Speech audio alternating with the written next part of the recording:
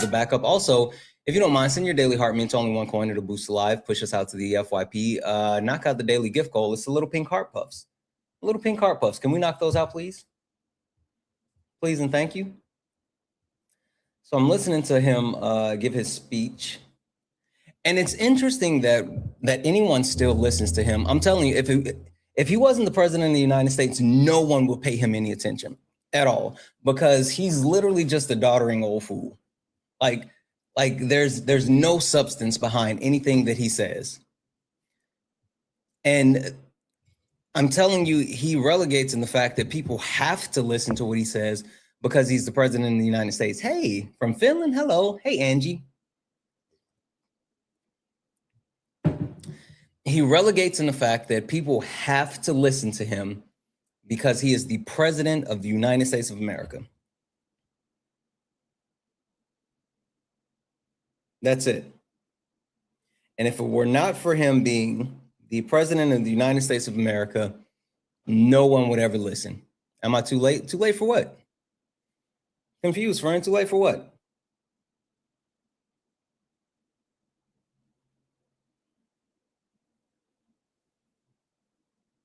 Guys, if you don't mind, tap the screen, share the live, knock out the daily gift goal. It's a little pink heart puffs. We are at 86 out of 100. If we can knock out the daily gift goal a couple of times, it'll help push us out to the FYP. Tap the screen. All right, let's go ahead and get the likes up to 10,000 likes. Do all the wonderful things. Donald Trump brings no substance anytime that he speaks. And the thing about him not bringing any substance anytime that he speaks is the fact that he loves to speak. Right? I mean, like, that's the catch-22. Anytime that he can get in front of a mic and ramble, like, he does it. And he does it to the extent of being harmful, being honest. Like, it's so much. It's so much. And I don't understand how anyone can listen to him speak and think, like, this is the guy. This guy is the one that is going to continue to drive our country forward, and he's anything positive for the country or blah, blah. Like, I don't get that. I don't understand how anyone believes that. Right? Right. I mean, at this point, you absolutely have to be in complete denial if you think that he is mentally capable. But then you still have people that for some reason tout him as like being some type of 4D chess player, some type of genius. I say this, I'll tell you guys this.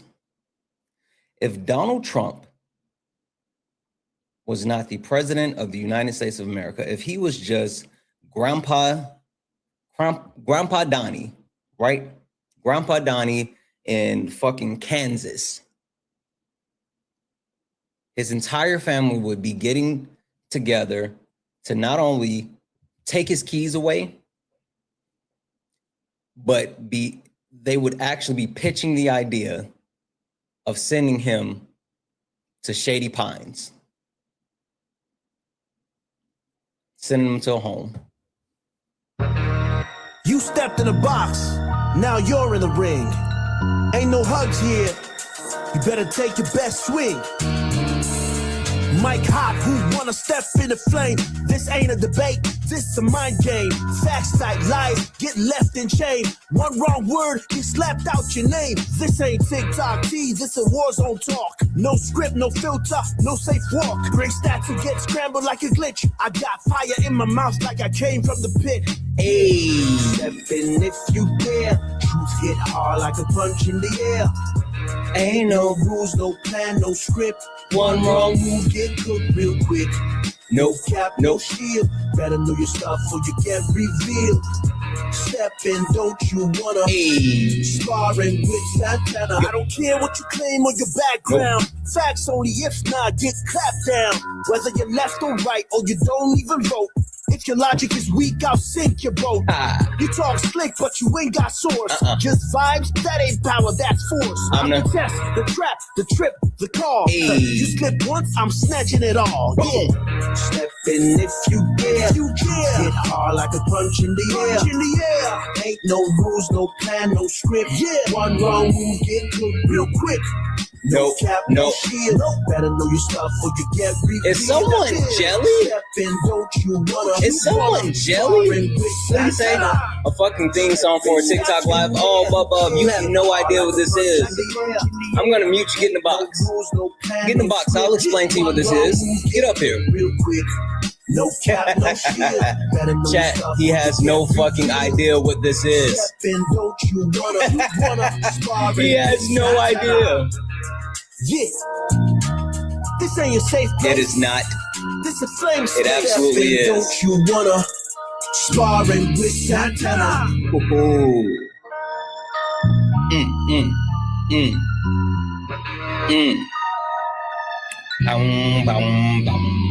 Guys, welcome in. This is Sparring with Santana.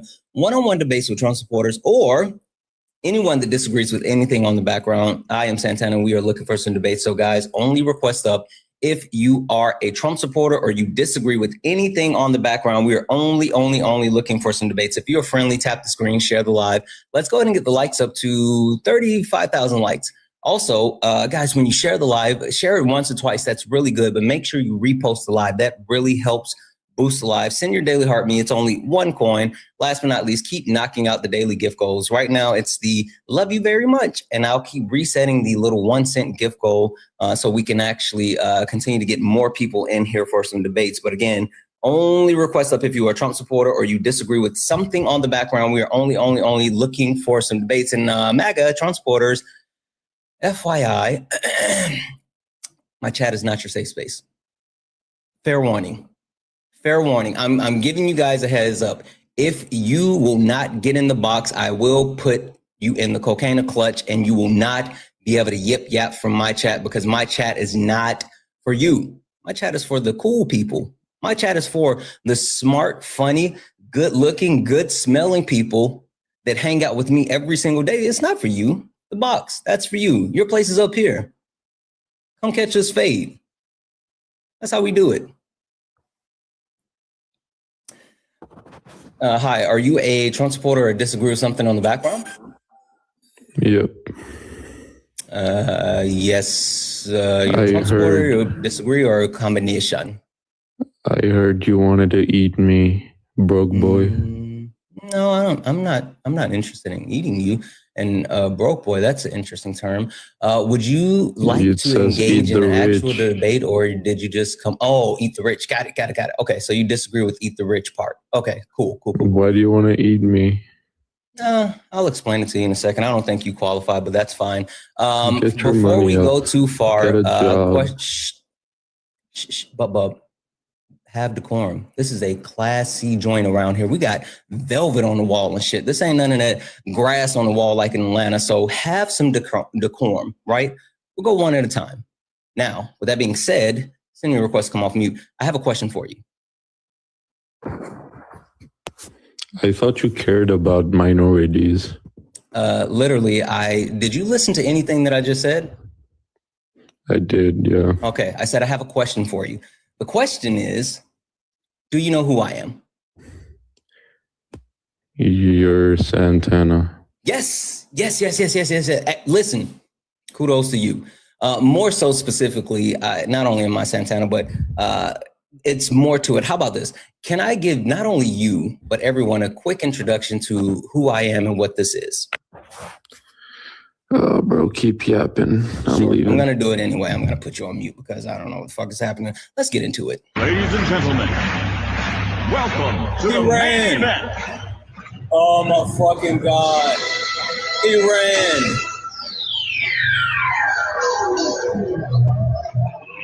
Let's get ready What up, to Eli? rumble!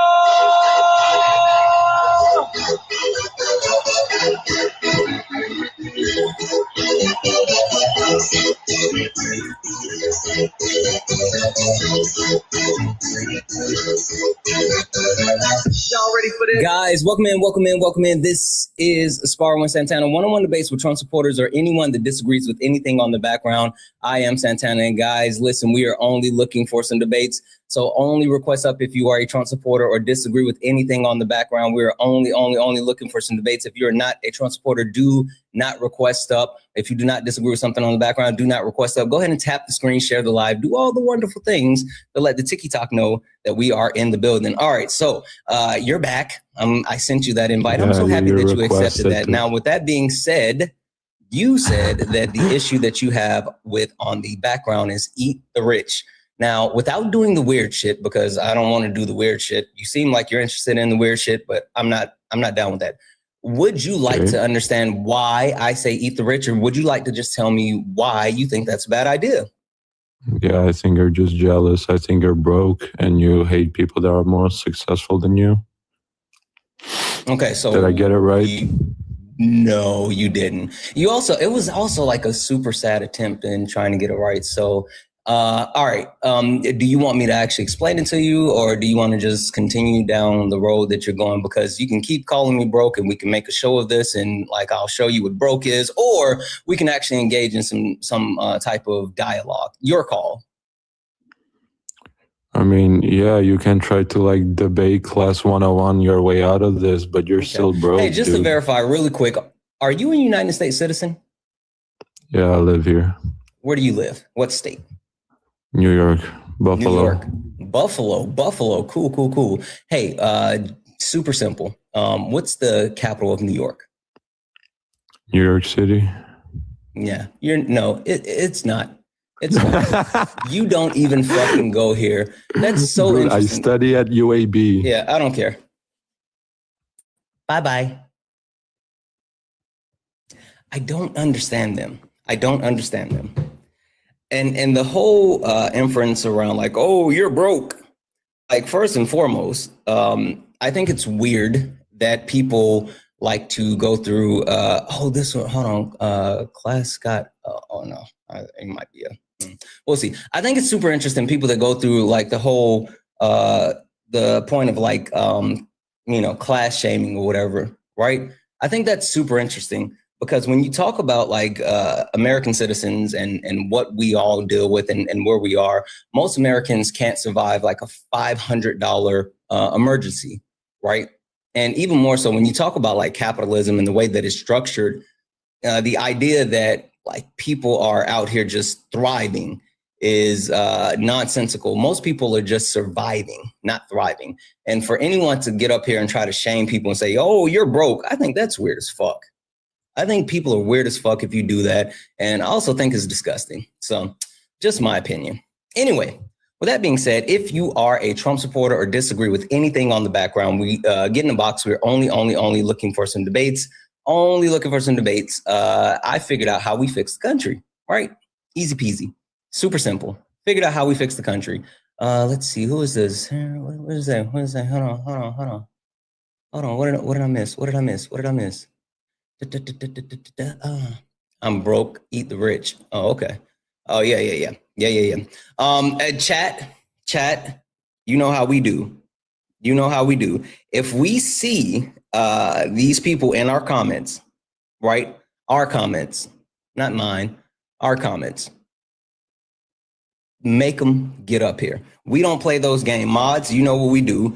Put the kibosh on them. Tell them the only option they have is to get up here. We are not going to play those games because we will not allow any thumb thugging in our comments.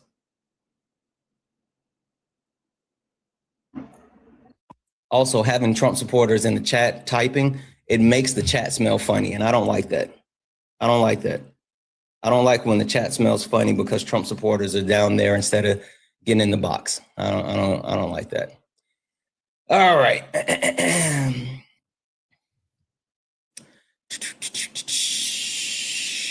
Walking, good morning. How are you? Hey, good to talk to you, bud. I think you needed a break from me. And how are you doing this morning? I am good. Listen, I don't like to necessarily wear out the same person over and over and over, but I do think that I found value in having certain conversations with certain people after a certain amount of time. And you and I haven't talked in a little while. And even more so, it's always good for me to actually be able to talk to someone that I know isn't going to just crash the fuck out. So that's a huge plus. Yeah, man. All right, walking. So I feel like I've figured it out, right? All right. And you're sensible enough. I believe that. And I think that you and I can agree, like, the country needs to be fixed, right? Yeah. Okay. So with that buy-in, that agreement, there's multiple ways that we do it, right? These are the starting points, including dismantling the patriarchy, abolishing ICE, locking up the GOP, eat the rich, and giving reparations to non-white people. Now, Walking, I know that you're a Trump supporter. You're someone that stands on the other side of the aisle. And even more so, you're someone who comes from a place that would, benefit from multiple things on this background. But the question I have for you is, which point do you disagree with the most that you think that you can actually defend? All right. Well, I want to try and pick something a little new. So you talk about dismantling the patriarchy. I was hoping you were going to do that. Here's my question. How? So how do we do that? Say it again. So, I mean, you're saying we need to dismantle the patriarchy. So my question is, sorry, dude, how? No worries. How do we do that? Yeah. When it comes to how, I think the first thing that we need to do is get white men on board. Right? Period. With point blank. Okay, with what? Exactly. With the idea of giving up their privilege. Right? See, the issue with the patriarchy and how it works, or with anything that you benefit from, is giving up said privilege, right? But in order to give up said privilege, you have to get buy-in. So the issue that I have with putting out this fact, as far as like, I want to dismantle the patriarchy and go towards a merit-based system, right? Understanding that not only do we not need specific people in positions of power, and we need to have the proper representation, which represents all people that are adequately qualified for a multitude of things, versus just having specific groups of people at that top. Now, the biggest hurdle that we have to get across before we get into anything else is getting that buy-in from white men, right? Because white men are the ones that sit at the top of the patriarchal system. They're the ones that benefit from it, whether they actually agree with it or not.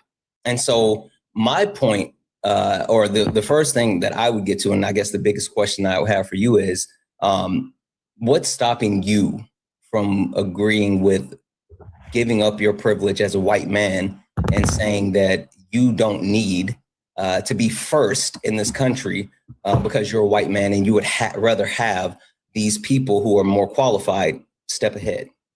Well, I would start with this. I find the conversation on, privilege to be kind of tedious. I would prefer to focus a little more on prescription. I find it tedious because we can debate all day long how much privilege any particular group has, particularly white men, particularly white heterosexual Christians. Like, we can have that conversation. But I think if we want to actually move forward together as a society, we have to agree on what is the prescription, like what is the solution. And I think the biggest problem is there's a lot of people on my side of the aisle that we can agree that privilege is bad, that meritocracy needs to be the rule of the land. We just disagree with how to get there. So my question to you is, what is the prescription on how to move forward? See, that's the problem. I think you may believe that, but that's like very far from being true, right? And when I say very far from being true, I mean that there's an abundance of people who lean right. Hell, there's an abundance of people who lean left. This isn't a left versus right thing. This is just a thing. There's plenty of people, white men on a daily basis, who come up and they say, patriarchy, okay, that's kind of a thing, but white privilege isn't real. Male privilege isn't real, right? There's people who literally sit here and deny that reality because they say, well, I'm not getting anything special. I'm not getting more. And not understanding that, like, the one of the key tenets of privilege is not even realizing you have said privilege, right? So I think that without the understanding, buy-in, and acknowledgement, there's no next step. Like, we can't look at the finish line if we can't even get out the blocks. Well, I think here's where I have a problem, is that I have a problem with who has the burden here. is it the burden of the left to prove privilege exists, or is it the burden of the right to go out and figure out that privilege exists? Like, who do you think has the burden here? Men, white men. Again, you hear me when I say this, and be clear when, like, let me be very clear when I say this. The patriarchal system is not a left versus right thing. White privilege is not a left versus right thing. Male privilege is not a left versus right thing. It's just a thing. Everyone is involved in it and benefits from it, regardless of your political views. Yeah, well, so here's my question. Who has the burden? Is it the people with privilege to realize they have privilege, Yes. or is it the burden of the people who don't have privilege to prove it exists? No, it's the people that have it. The reason why I say that is because without the acknowledgement and the buy-in from the people that have it, there's no way that you can actually do anything about it. Like, I can sit here and tell you all day, hey, you're a white man, you're a straight white man in America, like, you are sitting at the top. And if you sit here and say, no, I'm not, like, no matter what we go through with this conversation, there's never going to be a point forward. And even more than that, while I may be sitting here having this conversation, and the one conversation I can truly tap into when it comes to, like, you and I, we can talk about the privilege that men have. But if there's ever going to be any type of change addressing the actual patriarchy, the focal point at the top, then white men have to lead these conversations. That's the only way that it can be done, because it can't be dismantled by people who live within the system that are actually marginalized by the system. It has to be dismantled by the people at the very top of the system that benefit from the system. But I hear all that. Here's the problem. You're presuming that a person such as myself, you're presuming that if I look into this issue long enough, I will come to the same conclusions and agree with you on the extent of white privilege. What if I do all that and I disagree with you? Now what? And then we can't dismantle it. But we don't have an agreement that it exists. Yeah, then we can't dismantle it. It exists to the extent that you're claiming that it does. It's not about agreeing overall that it exists. It's about acknowledging the existence and then driving towards the dismantlement, right? Like, you can sit here and say, oh, I don't agree that I specifically benefit from X, Y, or Z, but the acknowledgement of the people that look like you, people that fall within your category, benefit from X, Y, Z, is like, that's the key piece. So you may not think that you personally benefit from something, but it's not personal. It's not all about you. It's about the entirety. And that's the point. But give me a second, Walker. I'm going to let Jeff actually hop in here for a second. What up, Jeff? What's going on? I'm very interested in this whole looking into it thing. Mm-hmm. Jeff, good to talk to you again. Hey, how's it going? What is your standard of evidence in this, in showing whether or not, like, for you to accept that white privilege is a thing, or male privilege, or any other privilege?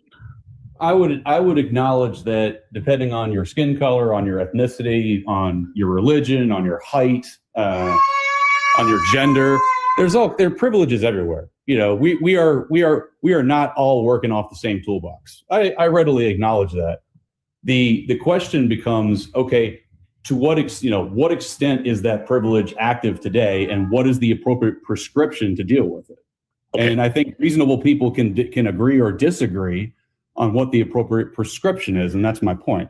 So the question is, for you to, like, let's say I say that there is white privilege that gives white people an unearned advantage in society, whether it's historically or currently, right, in a combined way, and that white people should be taking the charge to acknowledge and dismantle that.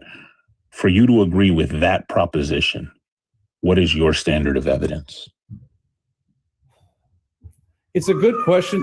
My issue is I feel that is kind of an overly broad. And by the way, if my 1-year-old starts to cause a problem, just let me know in the background. I'm sorry about that. Hang on. Ugh. So here's what I'm not understanding. Here's my contention. I can acknowledge that privilege exists, but I can disagree with certain policy prescriptions to deal with it. I mean, can we not at least agree that reasonable people can come to different conclusions as to how big the problem is and what's an appropriate way to deal with it? Sure, but the question is, how are we coming to that conclusion? That's the question I'm asking you. Like, if all you're doing is saying, hey, there is a problem, and then you flip a coin or you throw tea leaves in some water and you look at them and they go, but it's not that big a deal. I don't really care about that. That's not interesting.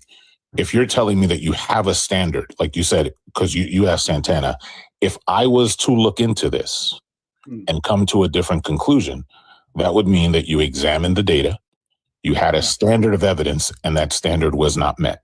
So the first thing we have to get very, very clear is what is your standard of evidence?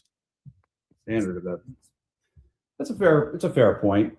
So I look at it this way: there's no denying that the historical injustices are evidenced in current disparities. There's no question about that. You know, I mean, one of the best books I ever read was I don't know if you've heard of it.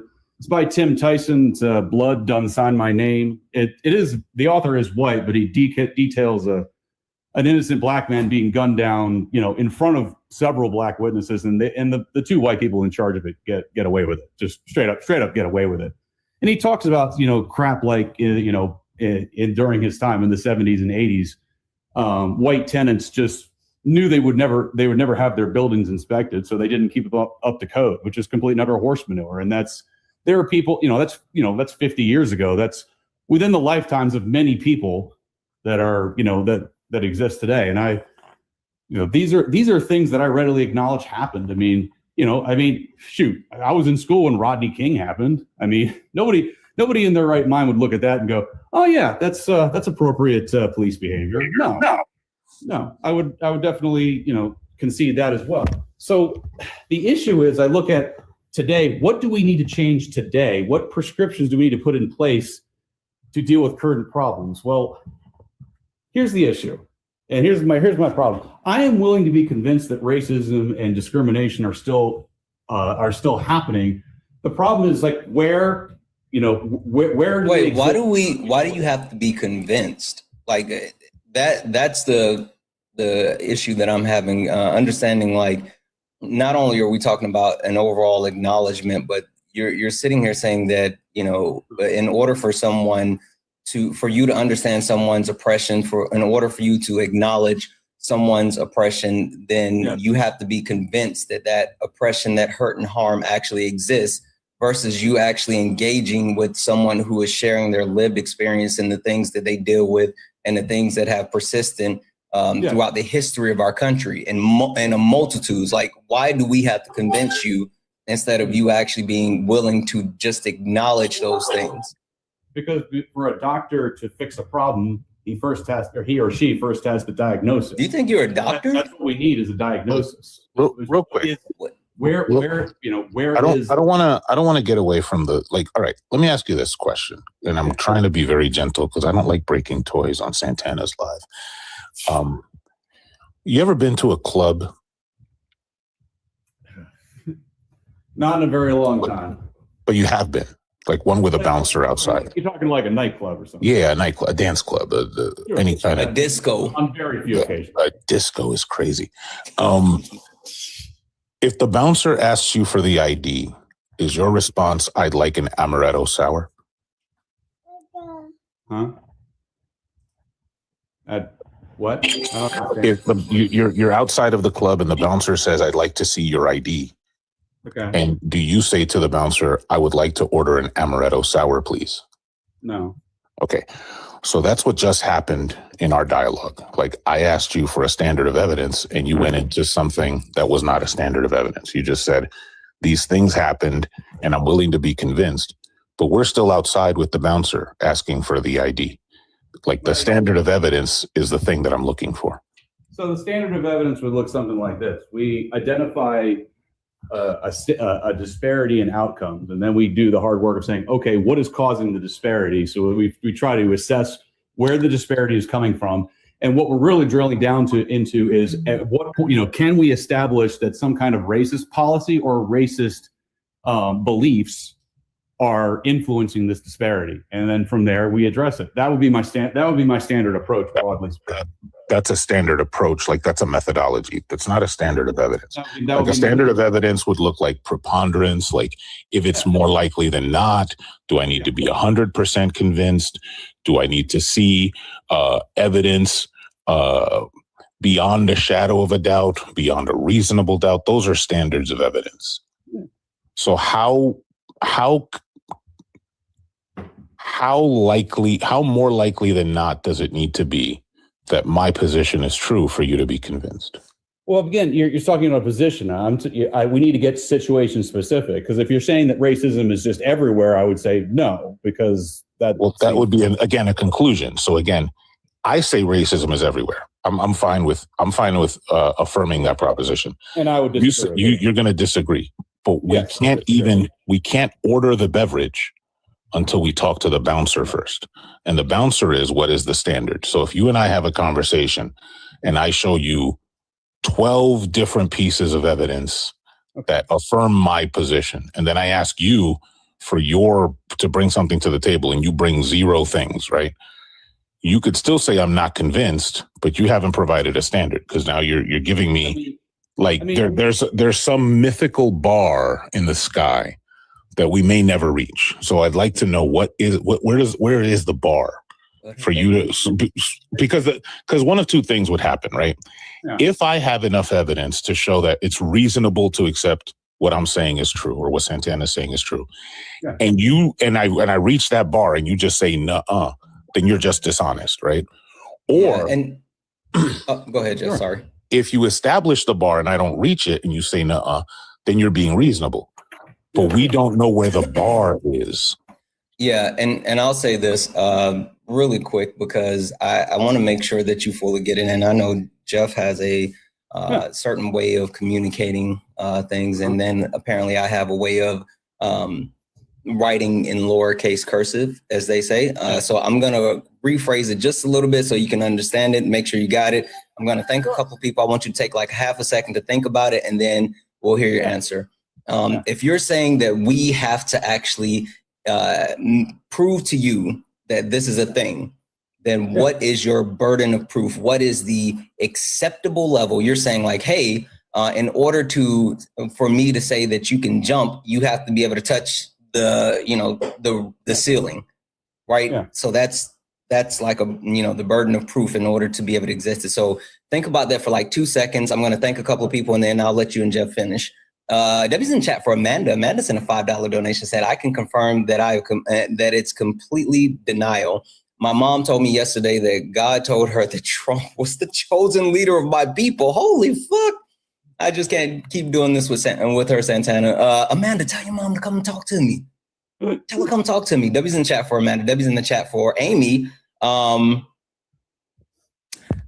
I will double check on that, Amy. Thank you so much for the 2. I'll look into that because that should not be the case. But thank you for letting me know. Debbie's in chat for Antoine for the $5 donation, saying, I have never once thought about I've never once thought about statting. I don't know.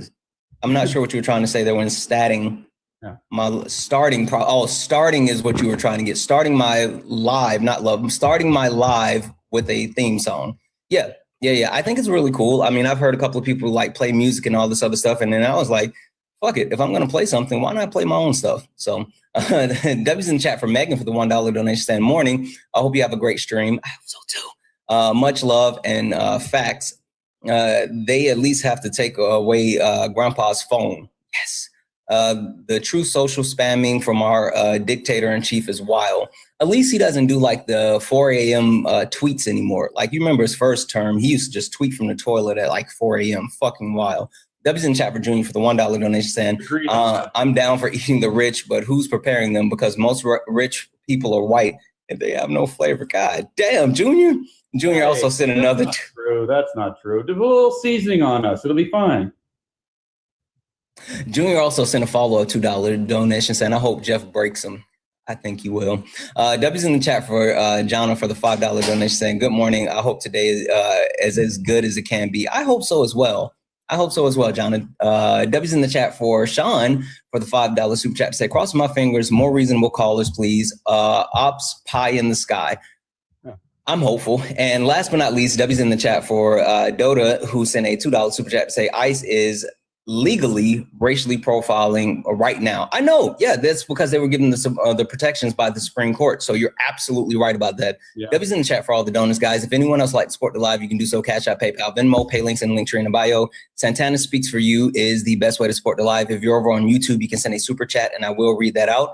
Guys, keep tapping the screen, share the live. Let's go ahead and get the likes up to 100,000 likes. And also, I'm going to keep resetting the daily gift goal. If we can knock those out a couple of times, it'll boost live and push us out to the FYP. We're driving to 100,000 followers. So if you have not hit that follow button, if you look right there and it says follow, you're not following me. Hit that follow button. We are driving towards 100,000 followers. Make sure you hit that follow button. Turn on your notifications so you know when I go live. We got Jeff up here, and Jeff is cooking. I'm going to give him the floor back. But guys, please, please, please take care of Jeff. Right here, Jeff, that's my guy. Make sure we're showing Jeff some love. Can we please get him over 1.2 thousand people? We can get Jeff over 1,000 coins like immediately.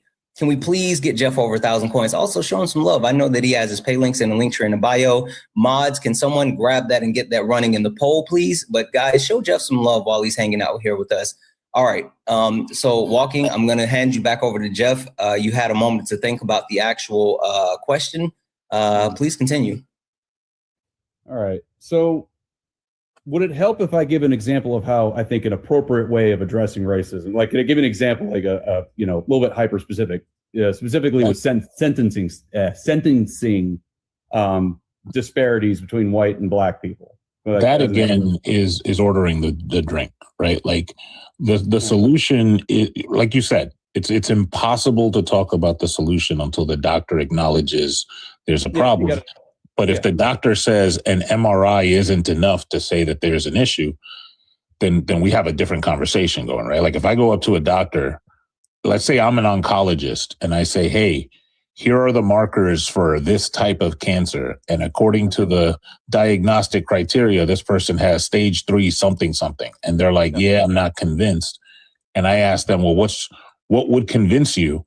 And they go, well, we're going to be talking for a long time and this person's going to die, right? So I want to know, what is the standard first? I mean, the problem here's the problem. Like, that's very situation specific. If you're talking about, let's say there's a 10% chance that somebody's going to die, like in the next 5 minutes, then you're going to weigh that differently. Like, well, there's a chance you'll get a headache in the next hour. If there was a 50% chance that you have stage 3 cancer, do you want the doctors lollygagging and talking about it, or do you want them to in that action situation? The burden would be much lower. I would agree. Yeah. So in this situation, what would the burden be? I mean, in the situation of racism? Yeah, the one we're talking about. That's a very broad way of looking at it. Here's what I would say. What I would say is that if you've got a prescription, and I would look for opportunities to apply the prescription, shall we say, at a lower level or a local level, and then see if it works. Like, here's an example. There are DEI practices that I agree with because the science shows that it works, and then there are others that don't. Hey, as an example, Walking, you and I have already been through this. It's not DEI, it's DEIA. Please don't forget about the accessibility, because people with disabilities benefit from that and they cannot be forgotten. So please make sure we're remembering the A in DEIA. Sorry, go ahead. No, hey, it's your live. I get it. No problem. Let's talk about prescriptions. All right. So wait, because I don't disagree with you on any of the DEIA stuff. Like, I don't actually care. Here's my prescription. There's a little known movie called Fear of a Black Hat. It's a mockumentary in the style of CB4 that follows a fake rap group called NWH, Niggas with Hats, hence the hat, right? Yeah. And there's a scene about 16 minutes into that film where they're talking to the fake documentarian about one of their albums. The album is called Don't Shoot Until You See the Whites. And the documentarian says, of their eyes? And the rapper goes, whose eyes? What do you think of that? I haven't the foggiest of what to make of this. I'm not sure where you're going with this. So I'm saying the prescription would be to make an album called Don't Shoot Until You See the Whites. And then when somebody asks of their eyes, like the statement, don't shoot until you see the whites of their eyes. You go, whose eyes? Because that's not what you mean as their eyes. You just mean the whites. Okay. What do you think of that? I really don't understand what point you're trying to make. That would be my solution. I really don't understand what that would be my solution, is get rid of the whites. Okay, no. All right. So see, you said no, but we're again ordering a drink. The whites. How is getting rid of the whites a prescription that is remotely workable? Like what like in what planet does that make any sense? Earth. But again, we're ordering a drink from outside the club, right? Like we're outside of the club. I still want to know, when you're doing any analysis, right, for any sociological position, what is your standard? Like, are you looking at this from a position of, like, for example, if I was to ask you the question, what race by and large is in charge of the housing market in the United States? I mean, for anything, anywhere, I'm going to assume it's white people, just because there's more white people than any other particular race in this country. Okay, cool. Now, if I was to say, in the housing market, there is a clear delineation between the appraising of houses for Black people and white people. I'm talking stark difference, even when you control for the type of house, the amenities, all of that, right? And then I would say to you that is because of racism, because there are other studies that control for, like, the pictures that you put up in the house, like in a mock appraisal. Yeah. And if you put up pictures of white people versus Black people, the appraisals are completely different, right? We would need to acknowledge that is because of racism before saying, hey, what's the solution, right? You got a book or article I could read about that? Because I'm not familiar with that. You could look at the U.S. Federal Housing Commission.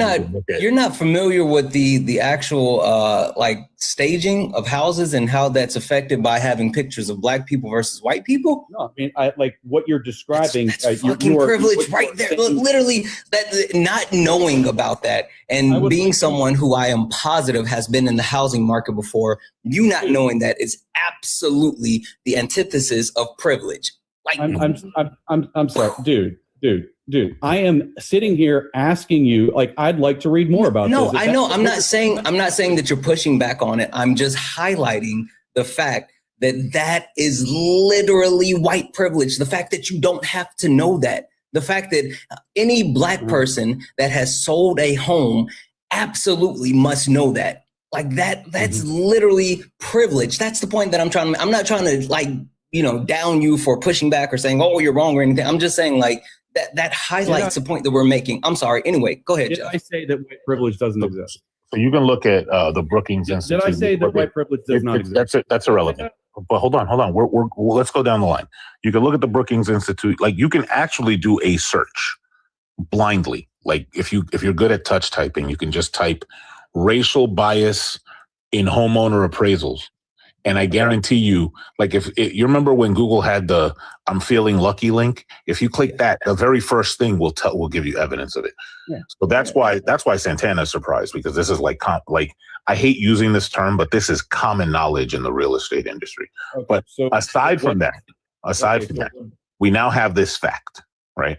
And we have the fact that white people by and large control the housing industry, and white people are privileged, at least in appraisals, in the housing industry. We can't really draw a conclusion yet, but the next question I would have is, do you think that systems in society work in concert, or do you think they're all in a vacuum? That is an incredibly overly broad. Of course, there is some degree of interconnectedness between industries, of course. Are there any industries that work in a vacuum? I mean, nothing that immediately comes to mind, no. Zero, none, yet. Yeah. Like, okay. So they work. So it's not broad. I can make the broad claim that I can make the broad claim that systems in society work in concert, like, because it's just true, right? Mm-hmm. That none of them work in a vacuum. I'll go along with it, sure. Okay, so then if I then say that there are multiple banks, if you go to the DOJ, that have been sued for favoring white applicants over black applicants in mortgage applications, even when the qualifications are the same. And then I ask you, do you think they got them all? The answer would be probably not, right? Okay. I'm with you. So now here's another system in the realm of housing that favors white people over black people. Yeah. In an unearned way, because we've controlled for the earning part, right? Okay, so let's just to wrap this up, let's steel man this. Let's just assume, again, I haven't looked into this, but let's just steel man this and say, yes, there is very clear, direct evidence of racial bias in the housing market. That's what we got here. Okay, so then we would address that with a prescription. So how do we deal with that? We would deal with a prescription to deal with that particular bias, correct? And so you would suggest, which prescription would you suggest? I'm just curious. I was just thinking about that. I was like, how would I deal with that? I mean, the thing that immediately leaps to mind is some, like try to promote some degree of transparency, some kind of oversight. I'm not sure exactly how that would work. Would transparency look like having reports that are readily available online for anybody to read? Yeah, because if you can show racial bias, that should be a fairly straightforward lawsuit. Then that's wild. That's awesome. Do you know that already exists and you didn't know about it? So what is transparency doing? Okay, so are you? Here's what I'm not understanding. Are you saying that this is happening to people and lawsuits are not being what? Are we not filing lawsuits, or are the lawsuits not being won? Like, what are you alleging is happening here? The lawsuits cover like a tiny fraction of what's actually happening. Okay. Thank you for the cake. Yeah, the lawsuits are a tiny pressure valve to make sure it's like when sneakers used to be $50 and then regular non-air like non-J's went to 150 and everybody was like, what the and then they went down to 90, right? Hey Jeff, you remember when you used to be able to get 2 pair Air Force Ones for $89.99 after Nelly came out with give me 2 per? Mm-hmm. Yep. Fucking the best. I'm a feral. Yeah. I had like the white and blues. I had the I'm from South Carolina, so I had the powder blue white ones. You couldn't tell me shit. Anyway, I'm sorry. Go ahead. Okay. So if anybody was to look into segregation and see that a majority, like a ridiculous majority of towns that were segregated by law are still segregated just by fact, right? They're de facto segregated. Mm-hmm. Yeah. Then you pair that with the fact that redlining is still happening. Mm-hmm. But remember, you said that one of the solutions you would have is transparency. That already exists. There are like every company, nonprofit or otherwise, that does studies on anything has a study on racial bias in every angle of the housing market, and they are readily available by a Google search. They're not even paywalled. Mm-mm. Okay. So here's my question then. So what's the next solution? I mean, yeah. So here's a question. Like, I can acknowledge a problem exists, and I can acknowledge we need to do something about it, and I agree that we need to put some serious energy into figuring out how to fix it. I don't have a problem with that. So, like, we agree on that. So what's the issue? No. We're at the part where you said that you could have a prescription, and you suggested one, and it exists, and it's done fuck all for the problem. So do you have any other suggestions? I mean, why are you looking at me to fix this problem? I really admit I don't know the real market. I don't know. That's a great question. Why are you? Wait. Is this a gotcha? No. I have to come up with it's not a gotcha. What did I tell you at the start of this conversation before Jeff got here? Who did I say had to fix the problem? Who did I say at the very beginning of this conversation? I said, I can have the conversation, but I can't fix the problem. Who has to fix the problem? Okay. Who? All right. So what are the people that benefit from the problem? You. That's why Jeff is looking. Go ahead, Jeff. Look, if you and I want to go to that club and we're in the car and I'm driving the wrong way, who gotta make the U-turn? I mean, you're the one who has to make the U-turn. You're driving. Yeah. And if I don't even look at the GPS and I'm like, nah, I'm going the right way, and the more miles I go away, that's on me, right? Okay. So the first question I asked you is, what race is in charge of the housing market? I mean, there is no race. I mean, that is so ridiculously overbroad to say that. So basically, if a majority of white people are in charge of something, therefore all white people are responsible. No. I mean, no. If a race is in charge of something, and the race is benefiting from the disparity, then yes, the white people are in charge. Like, for example, white people are not the majority in South Africa, and yet white people control the land resources in South Africa. So they're in charge there. I would say those are the people that are, it's on them to fix it. But here's the thing, right? This is why I'm saying this, is because when you don't fix it, then my album comes out. Okay. When people start really complaining about, like, this is why it's so myopic. Let me say this real quick. Sorry, Jeff. Based off of census data and also the National Association of Home Buyers, in 2023, 69.4% of the homeowners in America were white. Okay. So 69.4% of the people that own homes are white. So, okay. Yeah. Sorry, go ahead, Jeff. I'm going to say W to Corey Eats the Rich for the Cash App. And my out of context reply to your message is, yes, it does work. Okay. No pause. Okay. So here's my question: are people trying to? You're far away. And are you saying that white people are? You're far away. Start over. You walked away and couldn't really be heard. Is this better? Yes. Is this better? Yes. Yeah. Sorry. Okay. So we're going to go ahead and assume everything you're saying about the housing market is correct. I don't have any reason to believe that you'd be lying. So I accept it for the purpose of this conversation is true. So it does need to be fixed.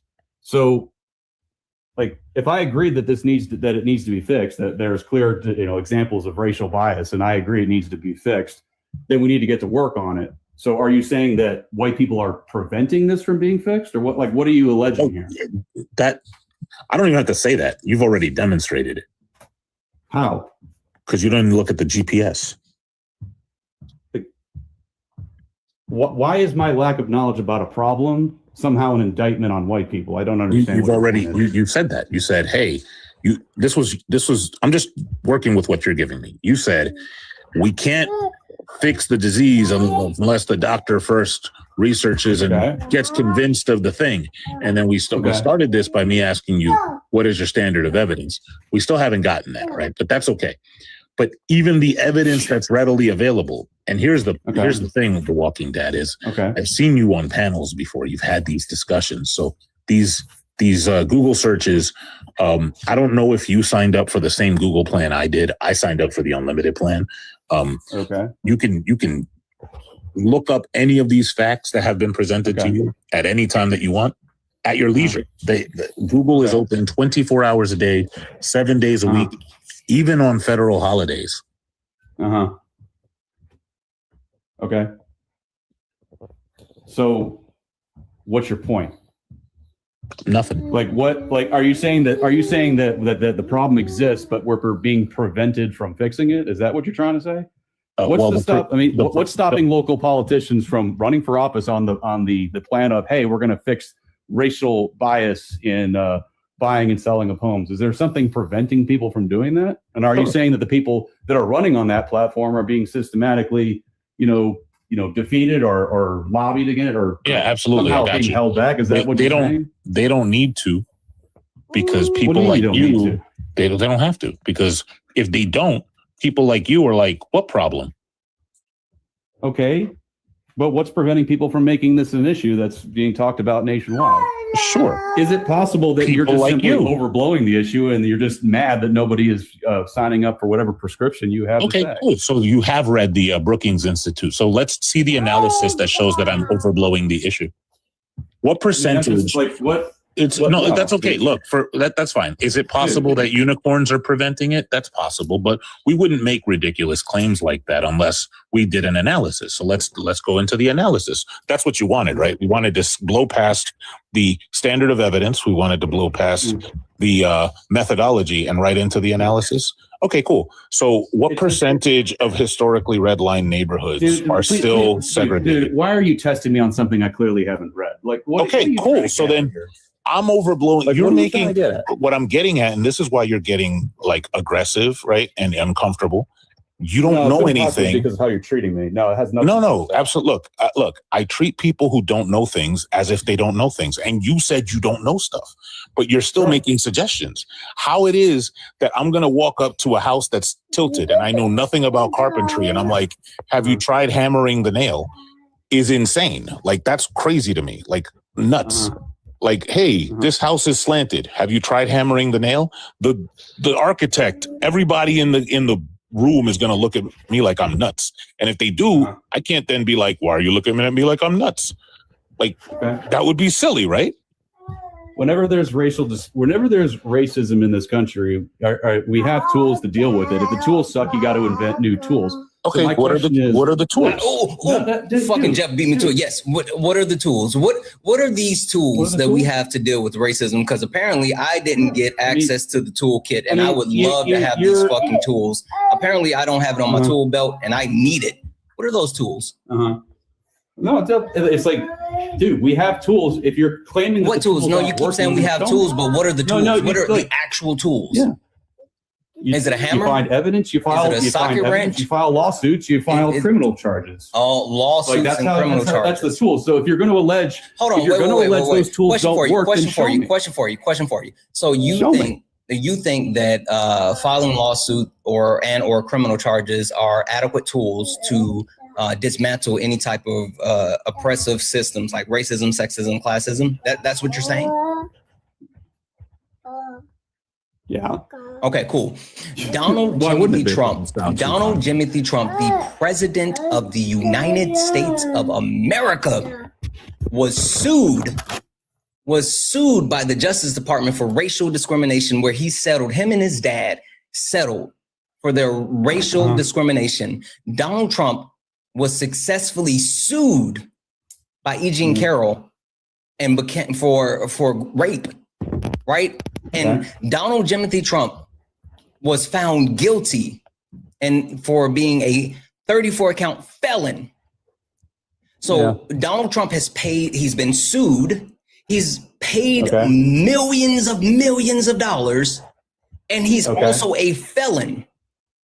He's engaged in racism, sexism, classism, and also fucking tyranny. But he is the president of the United States of America today. So if those tools existed, the suing, the criminal charges, those things that you said actually work, how in the blue moon was Donald Trump able to supersede all of those things, and not just once, not just twice, not just 3 times? Donald Trump was sued over 4,000 times before he ever came down the golden escalator to declare for his presidency. Donald Trump is the shining example of whatever the fuck these tools are not working. How do you prove that one? Well, way to set up a scenario that, is unprovable. How is it unproven? You just said the tools would actually, you said the tools handle those things. I'm giving you a specific example how those tools have failed at each and every time. I know why it failed. I do. I can tell you why they fell. You can, I'm waiting for you, but if you want me to just tell you why I fell, I'll tell you. I'll give up the game right now. Would you like to know? Okay. Would you like to know? Would you like to know why those tools failed? Would you like to know why those tools failed to actually hold Donald Trump in check? Because he's a rich white man in America. I'm sure you're going to tell me. That's it. He's a rich white man in America. Those tools that you speak of don't hold rich, powerful white men. Hell, white men specifically. Those tools don't hold those people who benefit from the patriarchal system. Those tools don't hold those people accountable. Yeah. So here's the question: what's the better tool then? Dismantling the patriarchal system. How? Holy fuck! Now we're just going back to the very beginning. Dude, you're the one saying there's a problem. If you're going to claim there's a problem and then there's a better solution, then I'm sorry, who but has to be the one to fix the problem? Who has to fix the problem? No, dude. No. What do you mean? No, you don't get to do that. I've said this 5 times. Who has to fix the problem? Who has to fix the problem? If we don't have agreement on what the problem is, who has to fix the problem? Walking? Can I fix the problem? No. Who has to fix the problem? We do.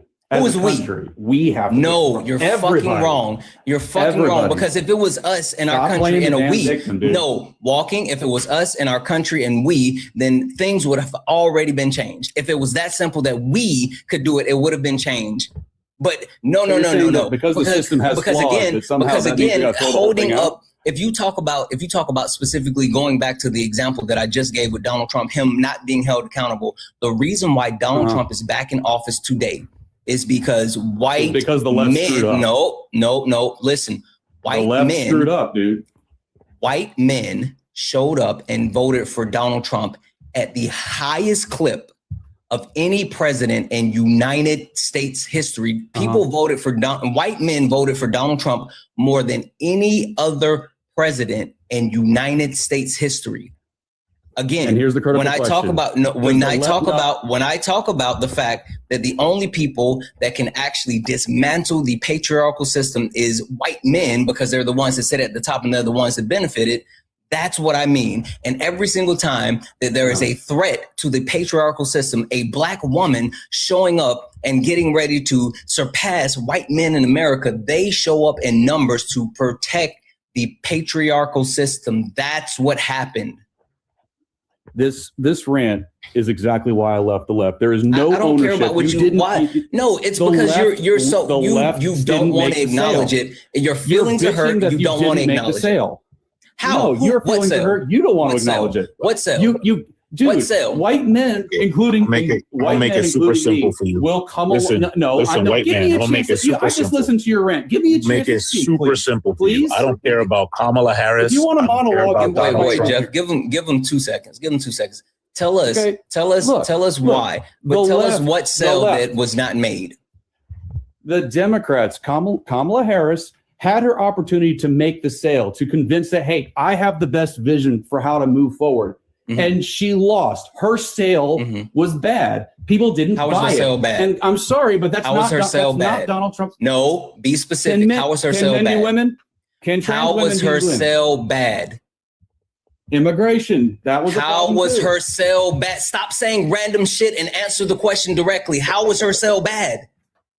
People like the sale that Trump was making. How was her and you just refuse sale bad? Walking. You keep saying random shit instead of walking. You didn't name anything. You keep saying random shit. Tell me specifically, how was Kamala Harris' sale bad? Number one, she said she wouldn't change anything from the Biden era, and that's not what the country wanted to hear. Okay. Number one. All right, cool. Go ahead. What's the second thing? Tangible reason. No, that's okay. We can address that in a second. Sure. What's the second thing? So number two, under Biden, which she said she wouldn't change anything, they changed Title IX to include trans women being allowed to be in women's sports. People don't. So your entire point, as far as the actual that is bad not my sale. entire point. No. You said it's two things. You said it was two things. Your entire point that her sale was bad was one, that she said that she wouldn't change anything from the Biden era, and then number two, you're saying it's because something that was actually changed during the Biden era, and then the fact that she wouldn't change it back when it came to trans people.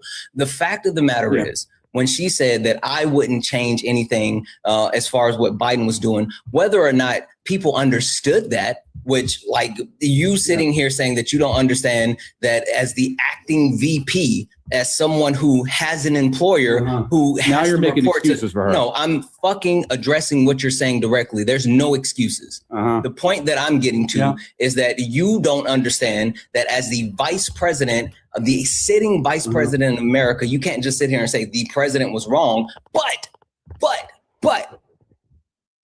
under Joe Biden, under the Biden administration, they passed some of the most monumental and beneficial legislation in United States history, bipartisan legislation that was passed that even not only Trump couldn't pass this legislation, but Barack Obama couldn't pass this legislation.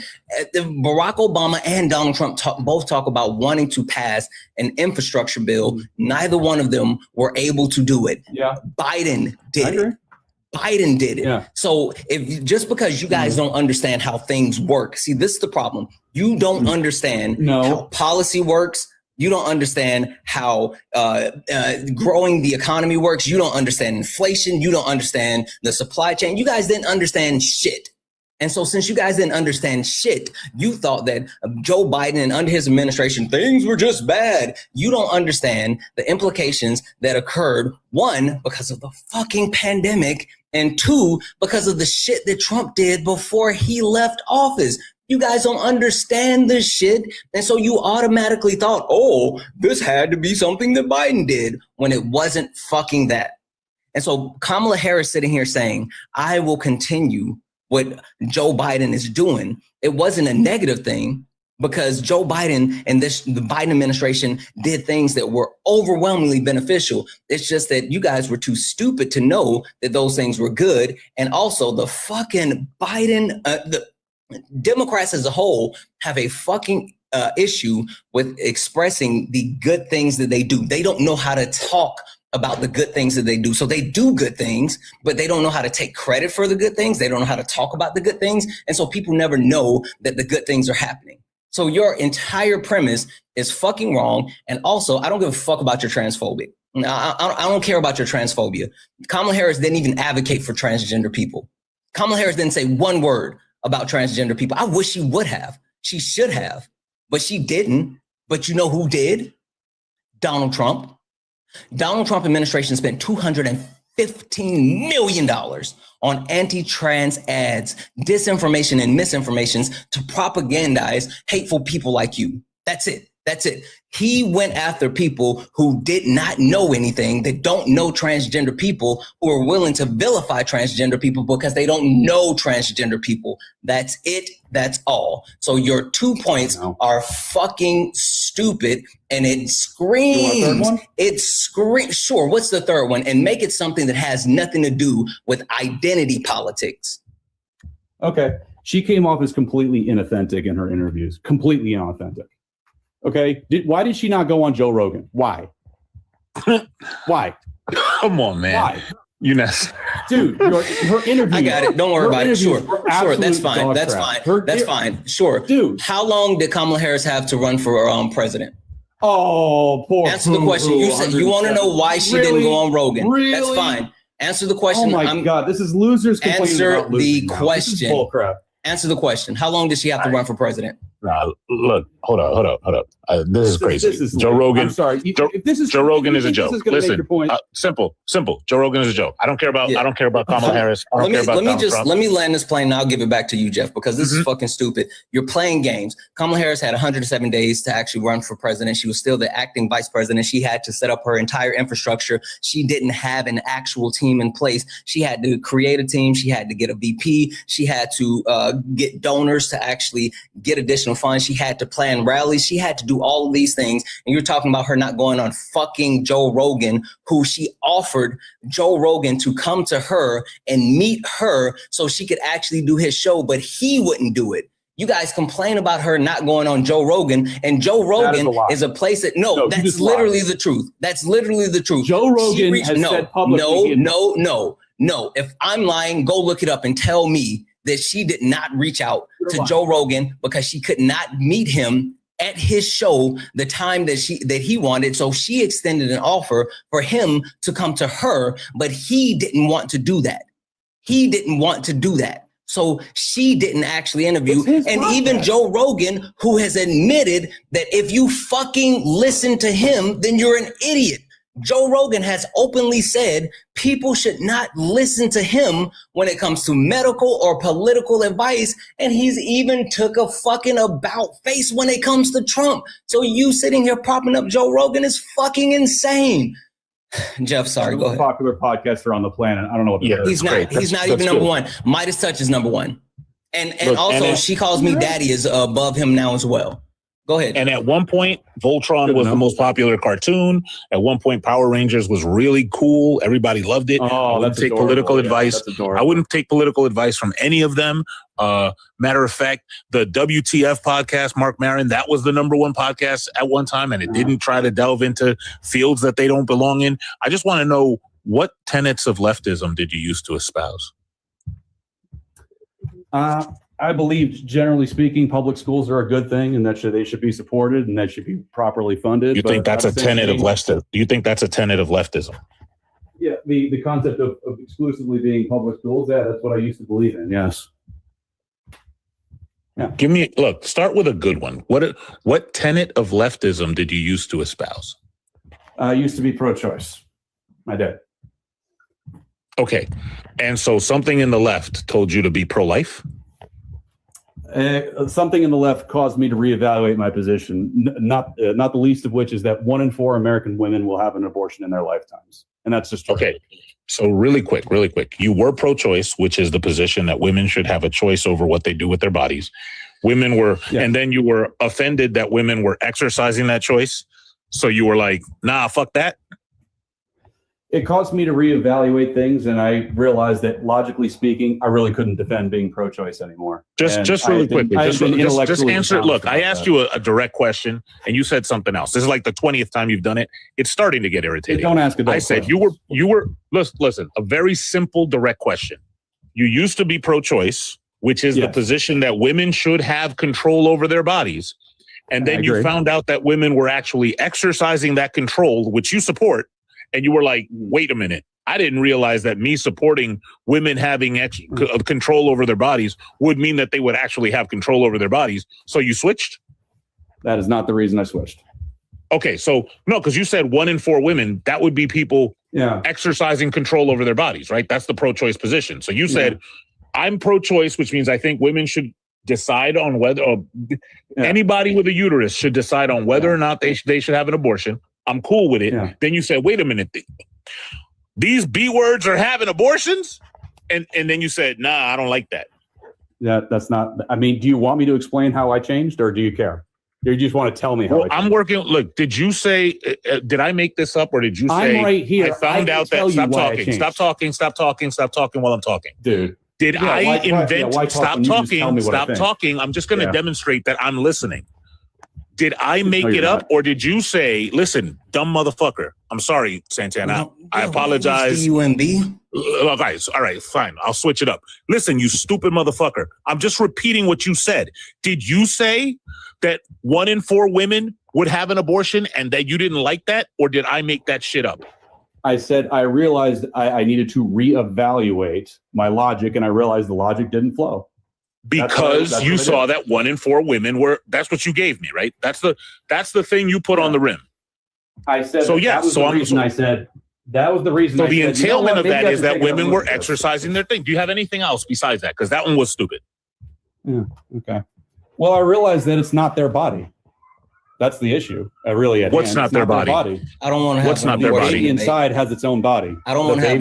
I don't want to have an abortion debate. Just FYI. One second. Just to be clear, 3 men on the panel, no uteruses between any of us. We're not going to have an abortion debate. You can talk about your actual overall thought process, but you're not going to get into like an actual abortion debate. We don't have to. The fact that I have a penis does not mean I can't have an opinion on it. I don't give a fuck about that, because like we can already go. That's a dumb reason.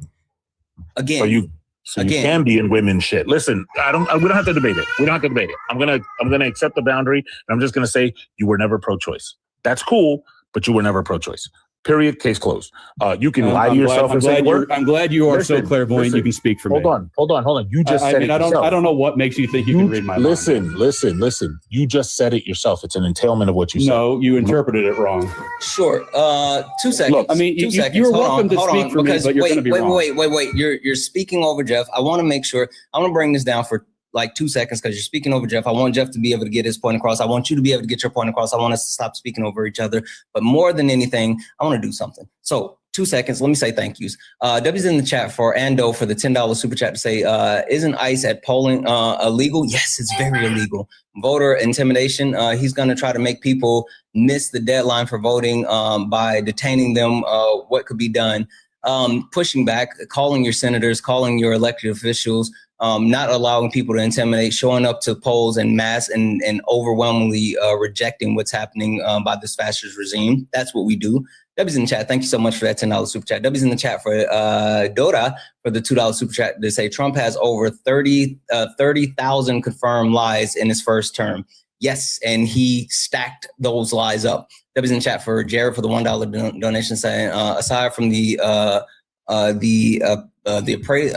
apparel, the apparent bipartisan, let's not forget that white people are returning to and gentrifying the neighborhoods they once fled from because it's cheap and trendy. Absolutely. Nobody's in the chat for Ren for the $10 donation saying it's not about people that run on these issues. It's on specifically the white people voting to recognize the issue. If you're so lost in your privilege to the point where bigotry and phobias, white people refuse to acknowledge that there's any issues and no changes will be made. I'm absolutely agree. W's in chat for Brittany for the $5 donation saying, who built the system? They built it for themselves, not for everyone. These tools don't fit the problem. Exactly. W's in chat for Random for another $2 donation saying 80 plus interviews in those 100 something days. Exactly. W's in chat for Darius for the $5 donation saying, if you're against abortion, then you don't have an abortion. Simple. That's literally it. And W's in the chat for Junior for the $4 donation saying, can you send 2 to Jeff and also tell Jeff to call me Marshmallow Head? Jeff, can you call Junior a marshmallow head? Sure, Junior. You're a marshmallow brain. That's what I think he's thinking. Yeah, Junior. You're a 100% a marshmallow brain. I hope that was worth it. Exactly. W's in the chat. I'll get that over. Guys, listen. First and foremost, W's in the chat for all the donors. If anyone else likes to support the live, you can do so. Cash App, PayPal, Venmo. Santana Speaks For You is the best way to support the live. If you're over on YouTube, you can send a super chat. And I will read that out. Keep tapping the screen. Let's get the likes up to 200,000 likes. Hit that follow button if you see the word follow. Show Jeff some love. Jeff is here. Jeff is cooking. Can we get Jeff over 2,000 coins, please? Also, hit that follow button. His pay links are in the poll in the bio. Show Jeff some love. This is what I'm thinking, guys. Kick fun. Kick fun. Kick fun. Do we want to do a kick fun? If you want me to leave. No, see, it's a democracy and Jeff is still cooking, but I do respect my chat and I want them to make the decision. So it's their call. So if they say yes, then we'll do it. If they say no, we'll do it. And even more so, in order to get it done, they actually have to do it. Sorry? It's been a reasonably good conversation. I'm not avert to you staying. If you want to just put it up for a poll, then I'll go. No, I mean, again, I'm not avert to you saying, but I like to leave the decision up to the chat. And hey, Santana, let me just say this, Santana. Just hold tight. We've had many a good conversation, and just hold tight. The weakness is loud. Yeah. So I've seen many yeses. So we'll do it. And this guy, it's up to you. We'll let Jeff continue his conversation, but we will do. Oh, you're gonna run? Well, are you going to kick me or what? No, I'm not. You have to stop and listen. You haven't listened this entire time. I don't just fucking kick you. Just stop and listen. Guys, we'll let Jeff finish, but we will put a bounty on his head. $100 kick fund. If you want Walking Gone, then you can actually contribute to the kick fund. Cash App, PayPal, Venmo, pay links and link tree in the bio. Santana Speaks For You. It's only through the pay links. Sorry, YouTube, but it's only through the pay links. And since Jeff is here, whatever we do for the kick fund, we will be splitting that with Jeff. So there is a $100 kick fund. If you would like to actually get Walking out of here, if you want to keep them, then you don't have to donate. But if anybody would like to actually add to the kick fund, $100 kick fund, which will be split between Jeff. All right, Jeff, Walking, please finish your conversation. I won't interrupt. Here's my point. My entire point is, like, my ears perk up when people say, I used to be on the left and then I left. Because I don't think the people that say that are actually leftists. Like, I used to be Catholic. And if I was to go up to a Catholic and be like, I used to be Catholic and then I left the Catholic Church and I've never read the catechism of the Catholic Church, then chances are I didn't really understand the Catholic position, right? It wouldn't be fair. And in the same way as when I say, what is leftism? And you haven't mentioned workers' rights. The only thing you've mentioned is like the identity things that make you feel bad, right? That probably have nothing to do with you. Then you were never a leftist, right? In the same way that when I say, why are you pro-choice? And you're talking about positions that no serious person who talks about being pro-choice would say, right? Yeah. Then you were never pro-choice. And that's okay. But like, it's not really a gotcha for you to be like, hey, I espouse this position. Like, hey, I'm Catholic and I don't think that Mary should be venerated. Well, then I wasn't Catholic because I'm not doing the Catholic thing. You see what I'm saying? So I don't care about whether you say, hey, I used to be a leftist and then I found that it was unreasonable, but you don't know anything about leftism. I mean, the whole reason I was pro-choice in the first place was because I frankly understood. It's like, hey, you got a woman who, in many cases, doesn't have the support of a spouse or a significant other, and it's basically going to be a life-changing event to have an unplanned pregnancy. Yeah, but that was the reason. That was the reason. It doesn't matter. Pro-choice. None of that according matters. To you. According to anybody who's serious in a pro-choice community. So to be pro-choice, I have to believe in it for the same reason as you. Is that no? You have to believe in it for a good reason. And who decides what a good reason is? Something that's rational, something you have an argument for, which you yourself said you didn't. By your lights, no, you said you didn't have an argument for it. That's not my problem. That's what you said. I said I'm on an airplane. Yeah, I mean, if you're just going to say all my reasons are stupid, then I mean that's on you. No, wait. Did I say that you didn't have a logical reason, or did you say that? I mean, I don't get what your point is here, dude. I'm just going to ask the question again. I'm on an airplane. Just gonna that's gonna fine. generate. Shut the up until again. we come to you, you clown.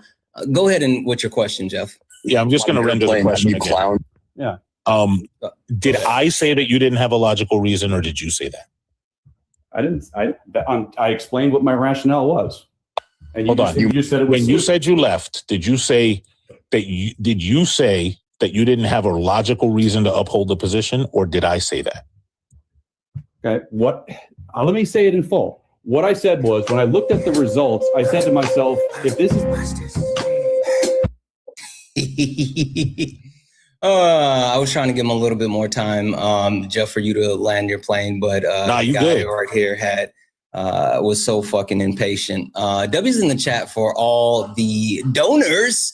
Guys, we really quick, I'm going to run through this. Before I could finish the sentence, Kenzie sent shut up.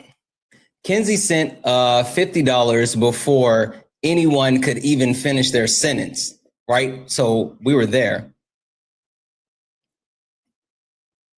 It's fucking fucked up. You know what? Don't even worry about it. I was gonna actually go through it with this guy, but like now the sound's fucked, and I don't know what's happening. I don't want to deal with that. So you can fuck off. Just fuck off. Yes. Just fuck off. There we go. Oh, W to Ellie for the Cash App. I appreciate you 1,000%. And this particular Cash App is going to the Taking the Hydrogen Out of the Sun Fund, because if anything, The Walking Dad has taught us is that we need to get a move on that. We do. Get all the hydrogen out the sun immediately. Yeah, we do. W's in the chat for Kenzie. Kenzie, like I was saying, Kenzie sent $50 before I could even finish my sentence. Kenzie says, say less, kick. Followed by Ren, who also sent $50 saying, get the walking asshole out of here, and his treasonous cheeks too. Exactly. But then that was also followed up with Angie at the same time, who sent a $5, said, kick fund, no uterus, no say. And then that was followed up as well with Brittany for a $10 towards the kick fund, saying, he asks, if it's such an issue, why is nobody talking about it on this podcast? We're where people talking about it, he's an idiot. He's really, really very much so an idiot. So we were able to do, what is that, 115? 115 for the kick fund, and that will be split between Jeff and myself. W's in the chat for the chat. You guys are fucking awesome. You guys are fucking awesome. Also, two other quick call outs. Junior sent a $2 donation saying it was a spell check. I meant to say the guest. We know what you were saying. We knew what you're saying. And then also, Ellie sent a $10 donation saying, appreciate your time and knowledge. Ellie, thank you so much for the $10 donation. Over on YouTube, above sent a $20 super chat to say, please ask your wannabe alpha guest a few wipes and if you which direction. I didn't get to that. If he says he has, oh my God, I can't say the rest of it. That's gross. And last but not least, W's in the chat for Water, who sent a $2 Aussie super chat to say, loving Jeff, need more of Jeff and Santana. Exactly. Listen, Jeff comes to hang out with us every once in a while, but Jeff also does his own thing. Like, you guys make sure you hit that follow button for Jeff, because Jeff hosts his own lives as well, and I hang out in there all the time. Much more educational. So yeah, make sure you guys show Jeff some love. Make sure you give Jeff a follow. W's in the chat for all the donors. And anyone else would like to support the live, you can do so. Cash App, PayPal, Venmo, pay links in the link tree in the bio. Santana speaks for you. Best way to support the live. Everything's accepted. Anything's appreciated. If you're over on the YouTube, you can send a super chat and I will read that out. With that being said, Jeff, did you have any other thank yous or anything else that you wanted to add? Not currently, but I do want to say, do you want to learn a little bit about Jeff economics? Hit it. Listen, if y'all are willing to send a whole PS5 disk drive, that's what $100 is. If you're willing to send a whole PS5 disk drive to get rid of somebody, that's how I know you really hate that person. So The Walking Dead, if you were around, people hate you enough to send a whole PS5 disk drive. That's how I count currency. I count it in PS5s. So like, if somebody sends $100, it's a PS5 disk drive, and fucking right.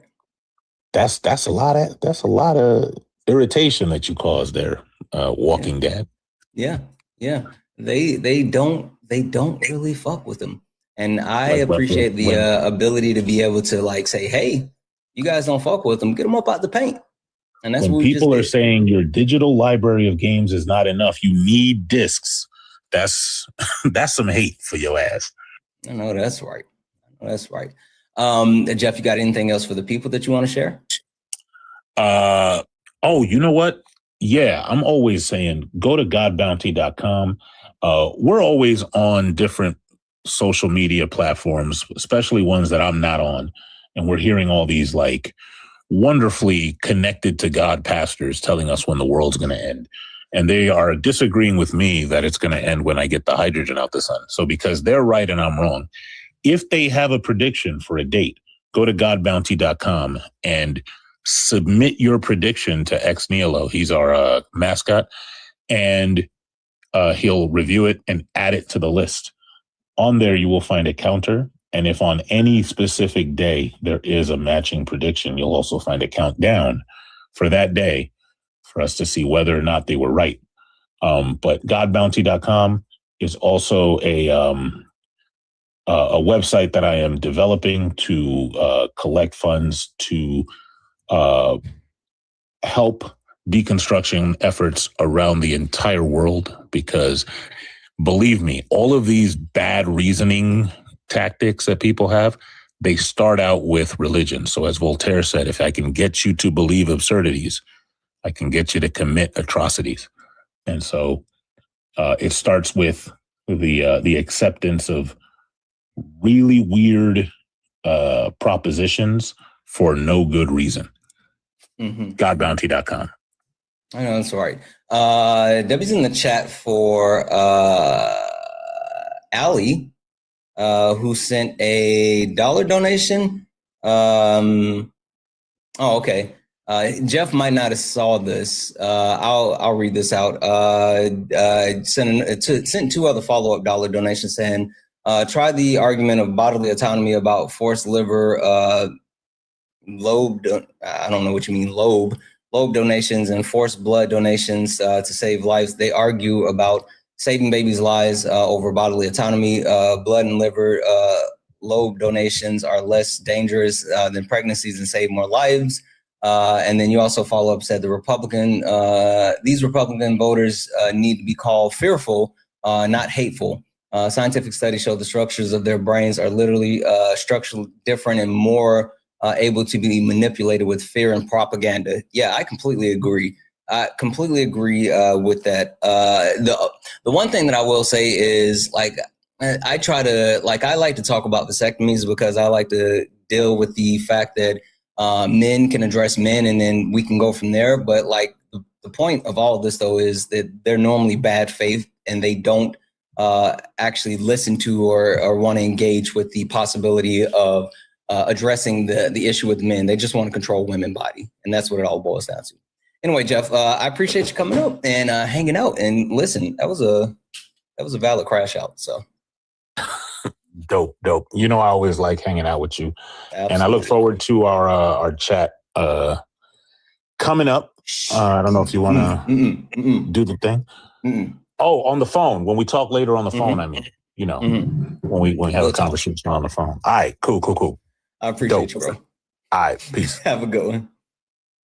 Guys, keep tapping the screen. Let's go ahead and get the likes up to 200,000 likes. Also, hit that follow button right there. You see the word follow? Hit that follow button. Only request up if you are a Trump supporter or you disagree with something on the background. We are only looking for some debates. Only request up if you are a Trump supporter or disagree with something on the background. We are only looking for some debates. If you are a friendly, if you're in the request and you were thinking, oh, I don't like this asshat walking and I want to get up there and give them a 1-2 and punch an old kisseroo, then go ahead and drop out because we're not looking to talk to friendlies. We're only looking for some debates. So if you are in the request, please ensure that you are someone that either supports Trump or disagrees with something on the background because we are only looking for some debates. If you're friendly, tap the screen, share the live. Also, can we knock out the donuts? That's the current daily gift goal.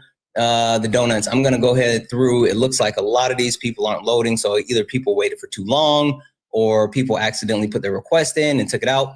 I'm going to call this out right now. Guys, if you look down at the bottom and you see the pink and blue person, you are good. You're good. No issues. But if you see the gray person, that means that you are in the request and you are here for some debates. So if you have like the gray person, that means you're in the request. You're here for some debates.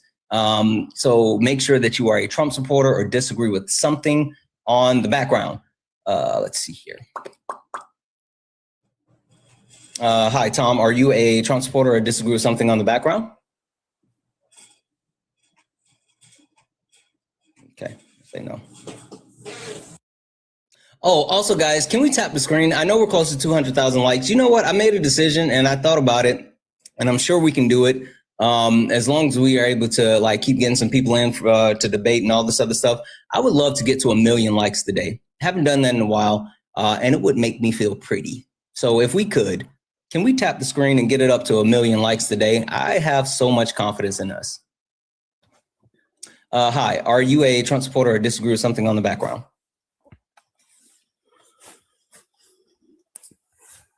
Okay. All right. So this is what I'm going to do. I'm just going to completely clear the box. I'm going to completely clear the box. I'm kicking everyone out right now. And if you request backup, that means that you are a Trump supporter or you disagree with something on the background. The box is officially clear. I kicked everyone out. Everyone has been removed from the box. So now I will say it again. If you are a Trump supporter or if you disagree with anything on the background, get in the box. We're only looking for some debates. I have figured it out. I know how we fix our country. We fix our country through a couple of different things. One, dismantle the patriarchy. We have to do it. 2, abolish ICE. Very necessary. 3, lock up the GOP. Day one thing. 4, eat the rich. Easy. And 5, give reparations to non-white people. So if you are a Trump supporter or you disagree with any of those points, get in the box. We're only looking for some debates. If you are not a Trump supporter or you agree with everything on the background, then keep tapping the screen, share the live, do all the wonderful things. And also Trump supporters, just an FYI, just a reminder, my chat is not your safe space. So if you are a Trump supporter and you let those Twitter fingers for some reason get to yip yapping in the chat, 1, you will be muted. 2, you will get an invite to come up. And 3, my chat doesn't play that. So if they see you like this clown right here, MC, who put the flags and ICE and salute, 1, I just muted you. But 2, I'm going to send you an invite. Get in the box. No one cares about what you're saying in the comment, and you won't be able to run your mouth in my comments. I don't allow that. If you're going to say the thing, then you have to say it with your chest or not say it at all, bub. Period. Oh, and of course he didn't. Of course he didn't accept the invite. Of course he didn't. That's such the coward way out. There we go, MC. There we go. Oh, there you are. MC. You spammed in the chat. You put American flags, ice cubes, and then an actual salute. Weird, but let's get into it. I'm assuming that you support the efforts that ICE is actually currently engaging in within our country. Oh, yeah. Whatever it takes to make our community safe. This is what the American people voted for. Law and order, you know. I mean, God bless America, right? Yeah, So, America, yeah. absolutely. I mean, but what do you, I mean, really, in a way, I mean, for everything you have on your little poster behind you, I mean, you know, reparations never going to happen. You were never a slave. I mean, why would I pay you if you were never part of it? First of all, you're a brokey. No one's saying that you need to pay. So like, you can go ahead and let that one go. The fantasy that you guys have as far as paying black people for something, like no one's saying, hey, MC, come out of your pockets. We understand you don't have 2 nickels to rub together. We have no interest in that. No one's saying that you have to pay for it. And when it comes to reparations, it's much deeper than that. And that's why it says non-white people. It doesn't say black people. I know you see a black man up here and you're thinking, oh, the black man is demanding money for being a slave. That's not even the premise. But you know what? Don't even want to engage in that one, because I'm more than positive that you're not equipped to have that conversation. But I would like to actually stick on the whole abolish ICE point, because you just said a couple of different things and I completely disagree. You said whatever it takes to make our country safe. Help me understand, what is ICE actually doing that helps make our country safe? I mean, they're pretty much arresting and deporting people who broke our laws and disobeyed immigration policy. I mean, at the end of the day, nothing's changed for the past 20 years on it. It's been the same old policy. I mean, in fact, if you look between Clinton and Obama, they have deported more than the Republicans have done. I mean, it's no different than what Trump is. I think you just have an issue because Trump's in the White House doing his job. I mean, that's the way I see it. You know, I mean, really, I think that's the funny thing about really like people on the right. You guys think that it's all about Trump, and it's literally not about Trump. People have had issues with the way that they've gone about deportation overall. And while people have disagreed, people understand that deportation is an actual process, but it's not about the fact that Donald Trump is actually deporting people. It's about the fact that, yes, things have changed. There's been more than a few things that have changed from under the Obama-Biden administration versus the way that Trump is utilizing ICE right now, including the fucking law. Like, did you know that the Supreme Court actually gave ICE the ability to racially profile people?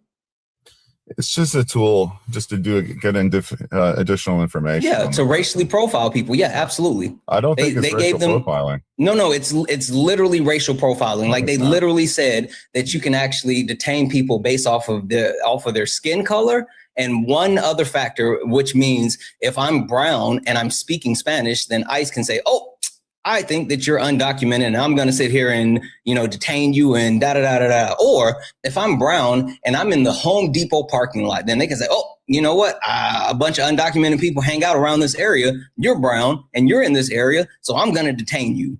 Like literally, they gave them coverage to use race as justification for profiling. Anyone who looks suspicious. I mean, no, it's not about looking suspicious. How do you know who's who, though? I mean, even if you're at an airport, you don't wait, hold on. That was such a disingenuous statement. That was a disingenuous statement. Like, it's not about looking suspicious. I told you it's based off of their race and one other factor. And that factor could be something as simple as an accent, speaking Spanish, being in a specific area. Like, it's not about even being suspicious. It's just about being brown, black or brown, and having one of those other qualifiers. It's all the above. I mean, it doesn't matter what race you are. That's what we're never going to agree on that, but it doesn't matter who you are. Wait, you don't have to agree with me. You just have to look at what the Supreme Court ruled. I'm not, wait, hold on. I need you to hear this. I'm not sitting here and saying this is what I think. Like, literally, I'm not saying this.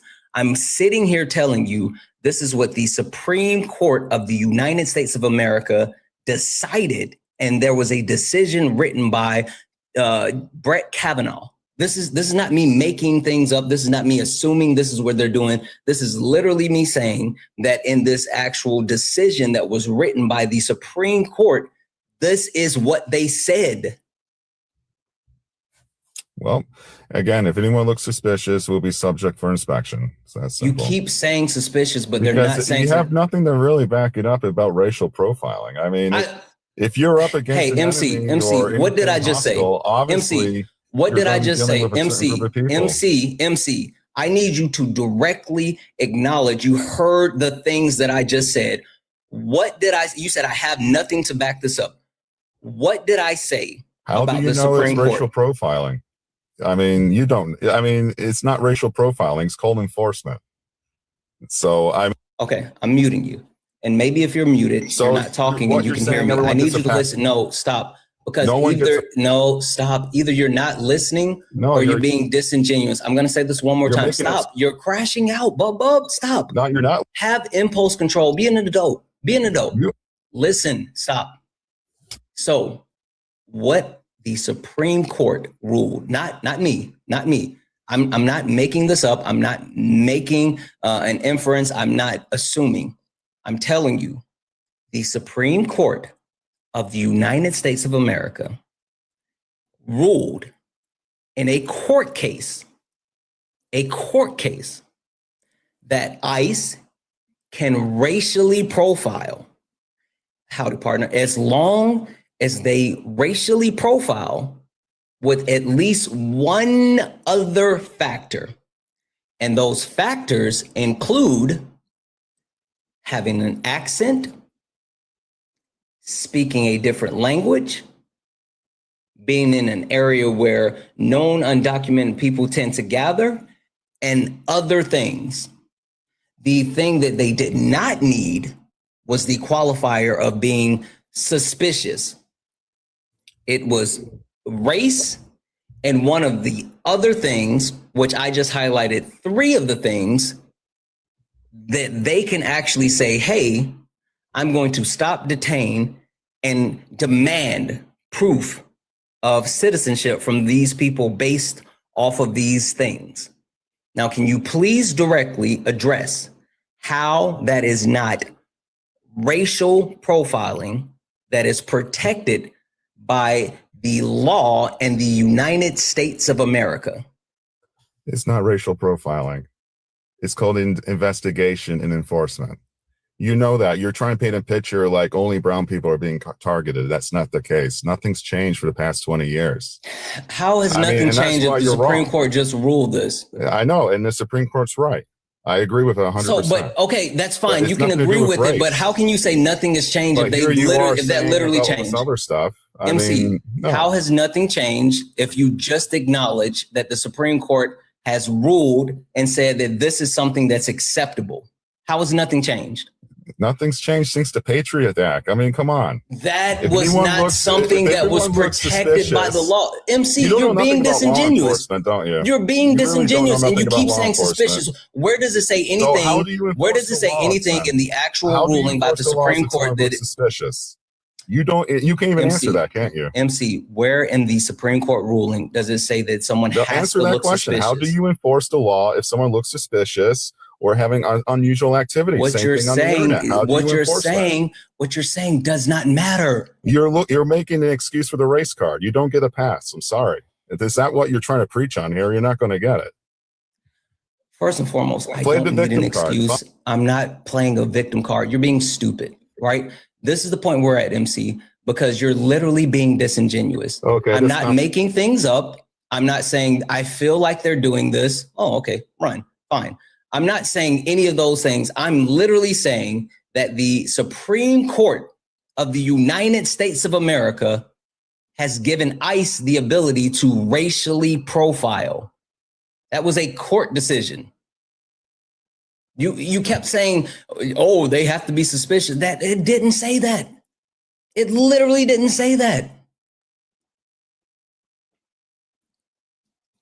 That's so fucking disingenuous for someone to sit here and say, well, you're just trying to use the race card. No, I'm just repeating what the fucking Supreme Court said. Like literally the Supreme Court ruled this. It's not even me.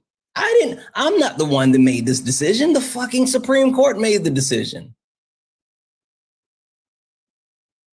What are we doing?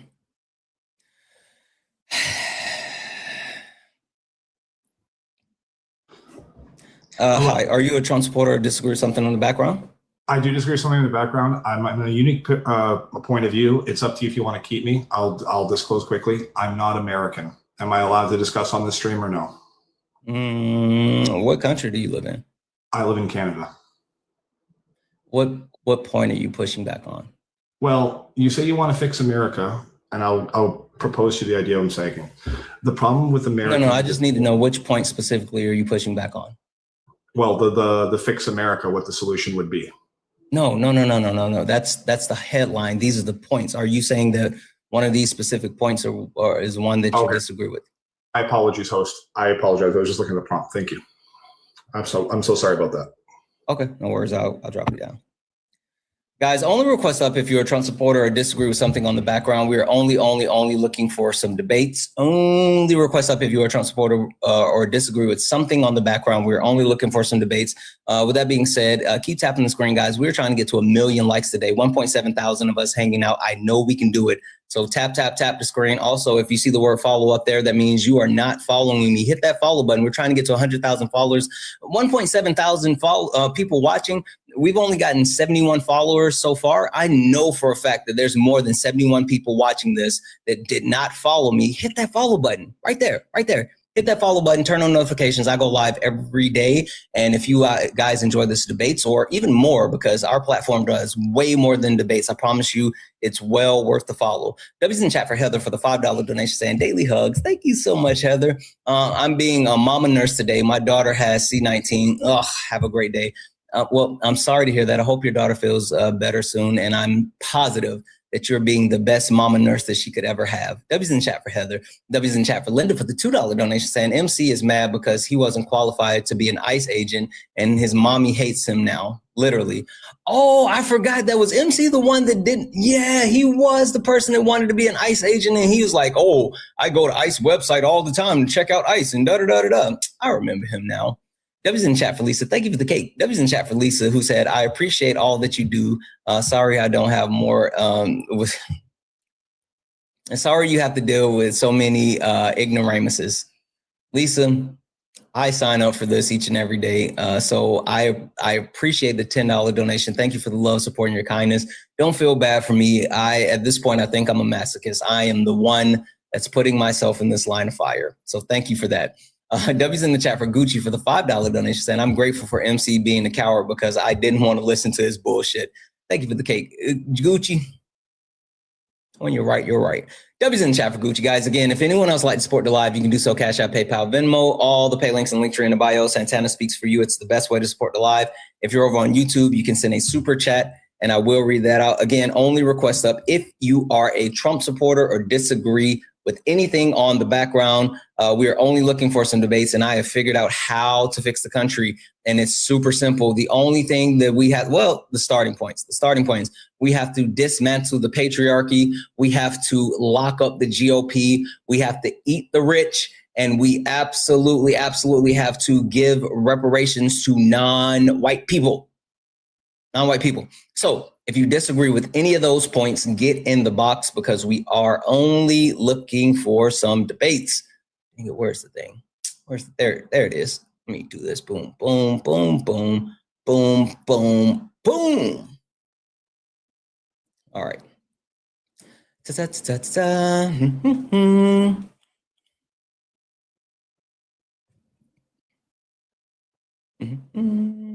I don't know if this person's going to look. Oh, there we go. Hi, are you a Trump supporter or disagree with anything on the background?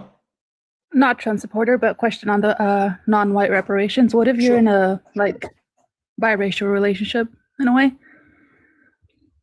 So your kids are non-white, but they are also white. Okay. So when it comes to a biracial relationship, what do your kids present as, phenotypically speaking? Both. You can't phenotypically present as both. I'm Hispanic. My husband is white, and they're like right in the middle. They have attributes. Hispanic isn't a race. Mexican. So yeah, Mexican isn't a race either. Are you black? Are you white? Like again, phenotypical. When I say what do they present phenotypically, that means like the characteristics that they have as presenting to the world. When someone just looks at them, do they see a black person? Do they see a white person? Do they see an Asian person? Do they see an indigenous person? Indigenous, a little bit of indigenous and white. Like they are mixed. They have attributes of both of us. And not mixed, because that's a very derogatory term. So you never want to call your kids mixed. They're biracial. And again, I understand. I understand the fact that they're biracial, but again, like for you, okay. For you, how do you present? Would you say that, because you said your husband's white, right? Yes. Okay. For you, are you closer to looking like him, or are you closer to looking like me? The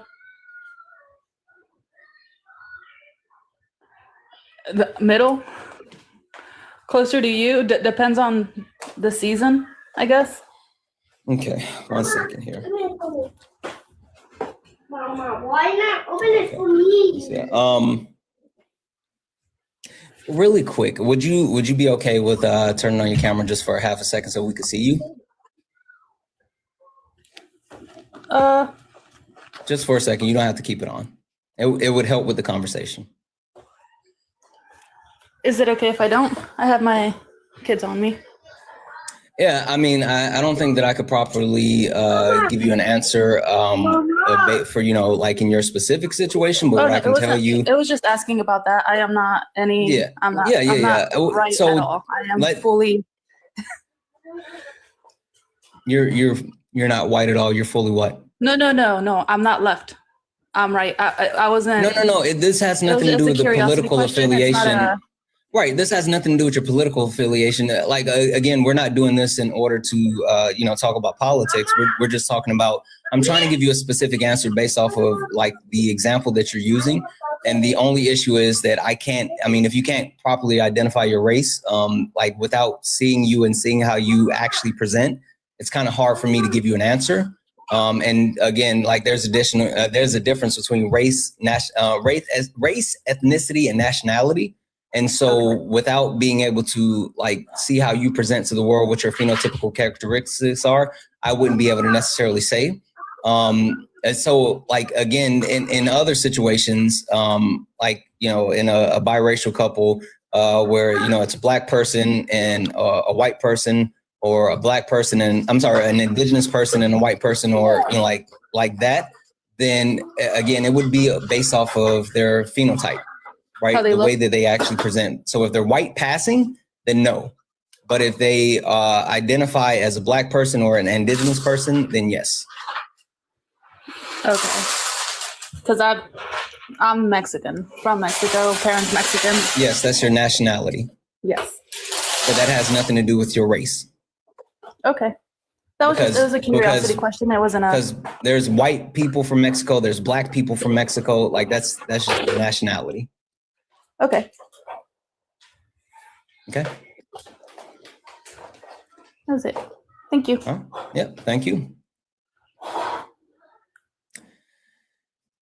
Guys, only request up if you're a Trump supporter or you disagree with anything on the background. We're only looking for some debates. The one thing that I am kind of really excited about with late nights returning on February the 15th. So if anyone didn't hear, yesterday I made the announcement, Late Nights with Santana will be back on February the 15th. We're kicking it off. It's going to move to 4 nights a week. Sunday, Monday, Tuesday, Wednesday. We are kicking it off February the 15th at 10 p.m. Eastern, 7 p.m. Pacific. It's a panel discussion that I do where you don't have to be opposition in order to join the conversation. Anyone can join the conversation, and we talk about different topics. We've had conversations around intersectionality. We've had conversations around like the impacts of the Trump administration on like people with disabilities, veterans, all kinds of things. But late nights will be back on February the 15th, and any and everyone has the opportunity to join that conversation. One thing that I think is super necessary is breaking down the understanding between race, ethnicity, and nationality, and how that actually presents itself today. I think a lot of people don't have that understanding, and it continues to actually kick people in the mouth when it comes to that. So I'm excited about bringing that back on late nights. John, I kind of remember you from yesterday. Did you crash out, or what happened with you yesterday? I think we had a discussion about lock up the GOP, and I kept bringing up like, what does that mean? Are you going to start targeting people? Yeah, and you were insufferable and you got kicked. Are you going to be better today? Can we have a conversation? I'm insufferable. Sure, man. I want to hear this. Okay. So are you back to kind of have that conversation, or did you want to go somewhere else? We can talk about any of the three up there. Abolish ICE, lock up the GOP, eat the rich. I mean, sure call. Right? These are hyperbole. I'm sorry? These are hyperbole. These are hyperboles? No, I'm saying it's your call. You can pick which one we talk about. And I'm asking, like, these are obviously hyperboles, yes? No, they're shorthand for things that I think are necessary in order to get our country going in the right direction. I think they're starters. You think we should cannibalize the rich? No, eat the rich doesn't mean actually physically eat the rich. It's a phrasing. Have you never heard the phrasing "eat the rich"? Yeah, that'd be a hyperbole, right? No, I'm talking about the premise of all of the points. They're shorthand for their talking points. I mean, if you're talking about specifically what that means, then yes, it's hyperbole. Sure, that's fine. But again, it's an actual point to guide the conversation. So which point would you actually like to engage in? Well, that's why I asked that question, because you don't really mean abolish all of ICE. You probably mean something along the forms of let's reform ICE. Or do you think we should abolish ICE and just get away with it? Is that the one that you want to talk about? I'm sure we can do that one. Okay, perfect. Now, would you like to know my premise as far as why I say that and what I mean, or would you like to start? No, I asked you. Please lead us off. Okay, perfect. So the reason why I have Abolish ICE up here is because ICE is wholly ineffective. ICE has not only from its inception been something that was rooted in xenophobia, but it is something that under the Trump administration has been weaponized in multiple of ways. It's been giving funding to the 14th highest level of any type of military, which is not even military, but military entity in the world. It's been given multitudes of protections within the court and even the directives from the executive branch, saying that if any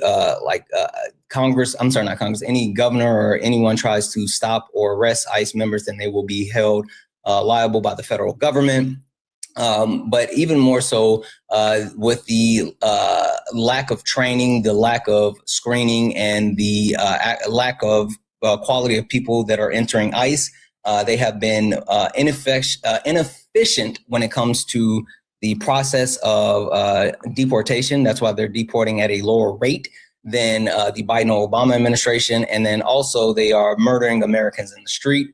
All of that leads up to them just being the modern day slave patrol. So with that being said, I think that ICE as a whole needs to go. We need to reimagine how we do deportation. And I think we can do that without ICE, because we had almost 200 and some odd years without ICE. I think that we can find a better way than what we're using them for. When was ICE invented? It was invented under the Bush administration after 9/11. And what was it before that? There was different entities that actually handled deportation. But it was formerly known as what? I don't know the formal name. Would you INS, and it was around since like 1900. INS, yes. So yeah, we didn't really have a whole terrorist problem back in like 1900. So the 200 years before that, we actually needed immigrants to fill this land, right? We still need them now. You, in a country full of 360 million people, you think we need more people, or do you think we need to train our people I absolutely better? do. Did you see the actual study, the comprehensive study that was released by the Cato Institute 2 days ago? Immigrants' recent effects in government budgets from 1994 to 2003? No. Okay, so do you know who the Cato Institute is? Yeah. Okay. Cato Institute did a comprehensive study in the implications and impacts of immigrations, the undocumented immigrants and documented immigrants, what they have done, what they have not done, the actual things that have occurred since having them in the country. And overwhelmingly, there are multiple metrics that has proved that not only has immigration as a whole been a positive for the United States of America, but it absolutely is something that's necessary for our country. A couple of things that they called out when highlighting the actual points from 94 to 2023, they have generated more taxes than they can benefit at all levels of government, meaning they pay into the system more than they take out. These are natural. These are immigrants that are here legally, right? No, that's what I said. They're talking about. Wait, listen to what I'm saying. They're talking about both legal and quote unquote illegal immigrants. They literally, it says here that they talk about it sheds lights on how immigrants, both quote unquote legal and illegal, and their children affect government budgets. How much do illegals pay in taxes? Undocumented immigrants. I don't have that number directly in front of me. I do. It's 96.7. Yeah, that's fine. Can I finish my point? Right? Can I finish my point? Well, the point is invalid. No, John, can I finish my point? You're John. John, go ahead. Thank you. Go ahead. So what I was saying is the Cato Institute broke down over a 30-year study. It talks about how there was a financial surplus that was caused in real U.S. dollars in 2024 by immigrants that totaled $14.5 trillion, including $3.9 trillion of savings on interest on the debt. So overall, even they highlighted the fact, I love this one, that if it wasn't for undocumented immigrants, then the actual debt for at all levels of government would be 205% higher than it was going from 2023 to 2024. So again, over a 30-year comprehensive study, the immigrants, undocumented and documented, have had massive benefits impacting the country. Wonderful. Yep. I can put in the chat. I think it's too long. I'd rather you look it up. It's a House budget, cost of immigration for 2024. And it was a bipartisan study, and they paid, and it counts for all the ways that illegal immigrants net cost the American people. And they are a net negative. And what they found is they paid $96.7 billion. And we can both agree that not every illegal immigrant pays state and federal taxes. Undocumented immigrants, John. I'm going to say illegal. You're not on my platform. If you want to stay, you'll respect my boundaries. It's super simple. Be an adult. That's it.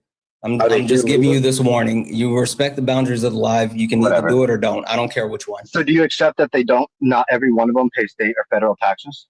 No. So you think every person that's here undocumented pays taxes, state and federal taxes? In some way, shape, or form. They pay federal taxes? They pay taxes in some way, shape, or form. They pay with the sales tax, sir. I'm talking about that's to the state income tax. Yeah, it depends on whether they're working. It depends on the I-9. It depends on a lot of factors. I think there's no beneficial way to verify. Sure, I think there's no beneficial way to verify whether every single one does or does not. I mean, I'm willing to accept your premise. I'm willing to accept your premise that it's not every single one. But also, I'm not willing to accept that overwhelmingly that most of them don't. So, like, there's that. That's not my claim. So I rounded up to not everyone pays, right? We can both agree that. Yeah, so not every American pays taxes. So yeah. Dude, can I get to my point? Am I wrong with the statement? I didn't do this to you, right? But am I wrong? You did do that, but am I wrong with the statement? Did I let you finish and then come back? Yeah, you can finish, but am I wrong with the statement? I'm speaking directly to what you just said. Yeah, and those Americans that don't pay taxes, they should be locked up. Sure. Anyway, go ahead. Right? Finish your point. No. Wait, do you believe that, sir? No, I You believe don't. that Americans that don't pay taxes shouldn't pay some penalty? No, I don't think that every American that don't pay taxes should be locked up. Yes, I pay taxes. I don't care about locking people up for taxes. No, I don't. No, I don't. Finish your point. So we're just not going to pay taxes, and that's all right in your book? No, did I say that? I said I don't think that people who don't pay taxes shouldn't be locked up. I didn't say, we don't just pay taxes. I don't care. Listen, okay, since you want to know, the reason why I don't have this overwhelming burden on Americans who do or don't pay taxes is because of the overwhelming amount of ultra wealthy people that find tax loopholes in multitude of ways to get away from paying taxes. So when you talk about these people who pay their CPAs a shit ton of money so they can pay the least amount of money as possible, and that's why you literally wanted to know this, so I'm giving you the information. Well, it doesn't matter because the top 5% pay over.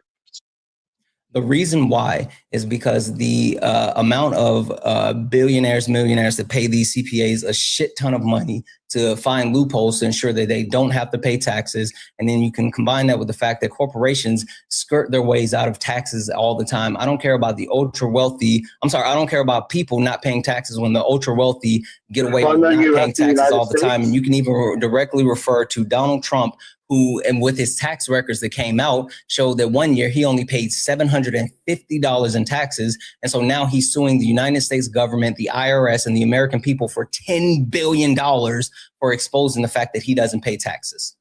So the top 5% pay what of the funding for the federal government? Would you like to finish your point that you were trying to make? No, this is valid because you're saying would you like to finish your point? Yeah, you made a point that the rich don't pay their fair share. They don't. Right? If you look at the actual disproportion of their actual wealth, I don't give a shit. I don't give a shit. You started asking the question.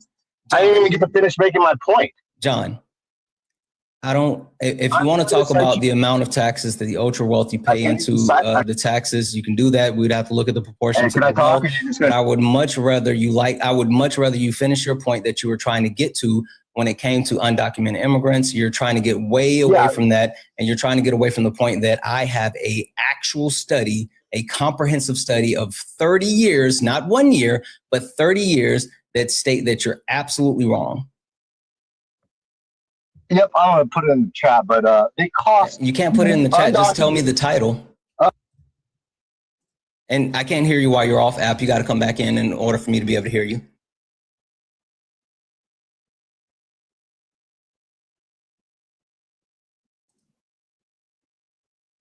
Guys, keep tapping the screen. Let's go ahead and get the likes up to 400,000 likes. Yeah, did you hear what I said, John?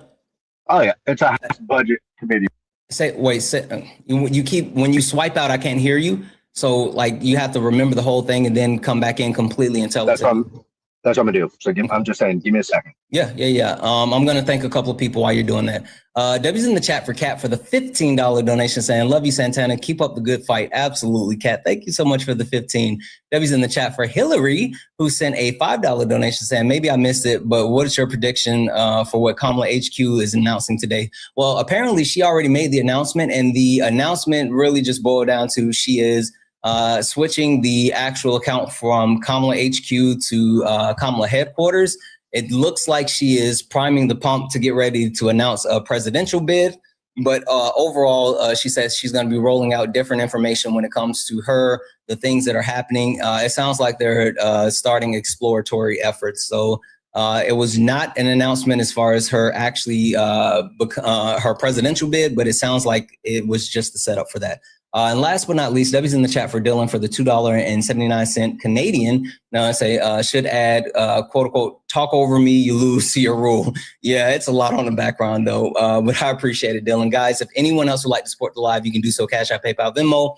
Pay links in the link tree in the bio. Santana speaks for you. If you're over on the YouTube, you can send a super chat and I will read that out. Guys, again, let's get the likes up to 400,000 likes. I'm trying to get to 1 million likes today. I haven't done that in a while, and I would like to really do it. 1.7 thousand of us hanging out. We can definitely do that. Tap the screen, share the live. Also, if you're not following me, hit that follow button. We are driving to 100,000 followers. We only have 90 new followers on this live. We've been live for 2 hours. 1.7 thousand people. I know not everybody here follows me. So if you see the word follow right there, you're not following me. Hit that follow button. Also, if you see the great heart, that means you haven't sent your daily heart me. Send that. It's only 1 coin. All right, John, do you have that title? Yeah, it's House budget. Sorry, budget.house.gov, cost of illegal immigration. There's a bipartisan, study from. And this came from the House Budget Committee, correct? Yep. Okay. And this is from January 2011, which you said this is bipartisan, but like you do understand where this came from, right? I'm not looking at that one. I'm looking at the one from 2024.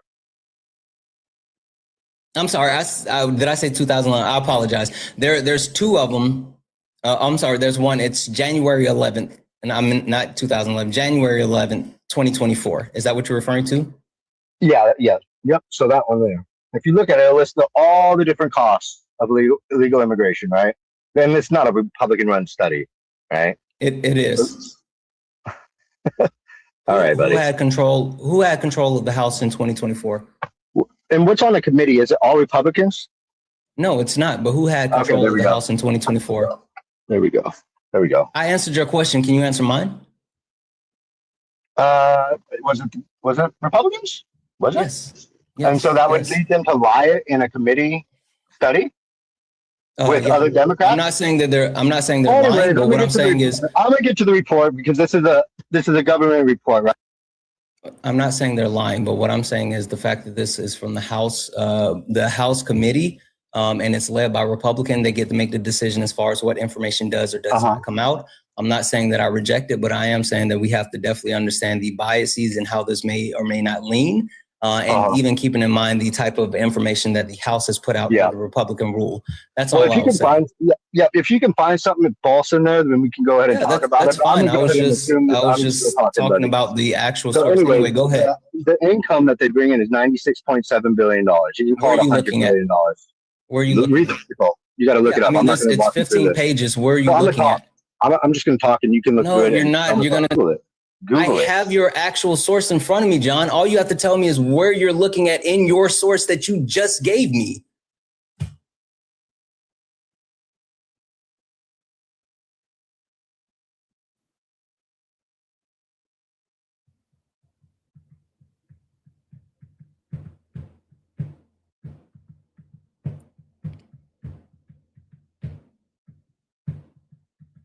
And just an FYI, if anyone wants to know the biases with this actual report, the first thing that's listed as the key point in this is says the current surge of quote unquote illegal immigration is unprecedented. Some 2.7 million inadmissible aliens have been released into the country by the administration since January of 2021.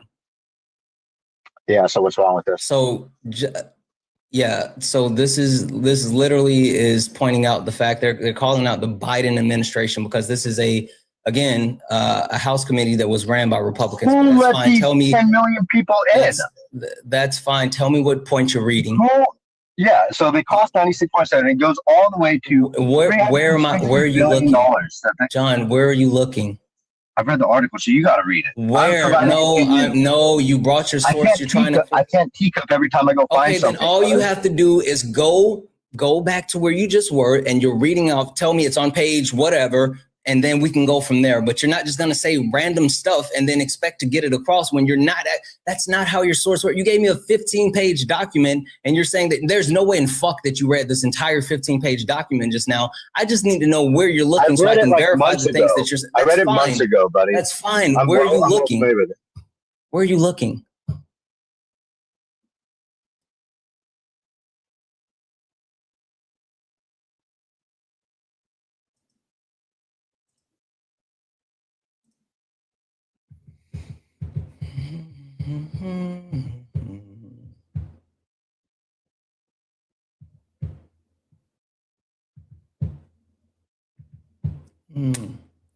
Hello, guys.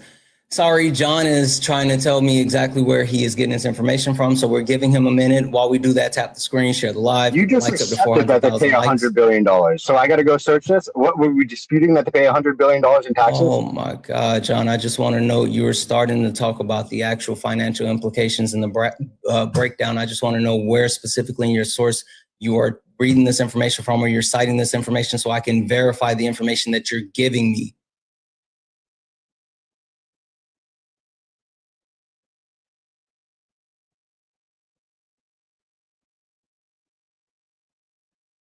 They always provide sources, but they never want to actually defend their source. That's weird. Thank you for the cake.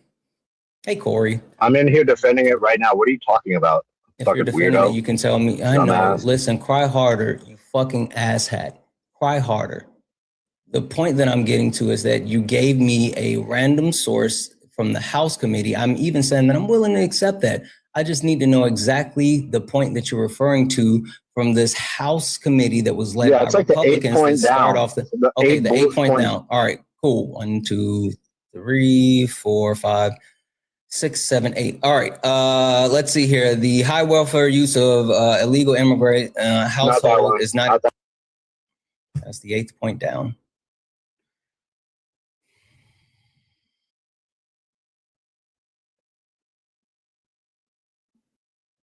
Anyone like to support the live, you can do so. Cash App, PayPal, Venmo, pay links in the link tree in the bio. Santana speaks for you. If you're over on YouTube, you can send a super chat and I will read that out. Keep tapping the screen. Let's get the likes of 400,000 likes. Is it you said it's the 11th one down? Yeah, I think it's the last point before the second page. I don't know if we're on the same. Okay. So the one to say illegal immigrants pay some taxes. We estimate that illegal immigrants in 2019 pay roughly 5.9 billion in federal income taxes and 16.2 billion in Social Security taxes and 3.8 billion in Medicaid taxes. However, as the net fiscal drain of 68,000 per person cited above indicates that the taxes are not nearly enough to cover the services that they receive. Is that what you're referring to? Interesting. Yeah, and so they quantify that as $360 billion total. And they go where are you getting the $360 billion total from? What I just read, it says nothing about that. You got to read the article, buddy. Anyways, they go into the different points of how they cost. Where are you saying $360 billion? I don't see shit about. Hold on. Fuck it. Let's do this. Please, Google. I literally did an I just did an Control F search of this document, and all I typed was 360. And guess what? 360 came up 0 times. Well, I said it's an estimate, right? Where in this document does it give that estimate of $360 billion?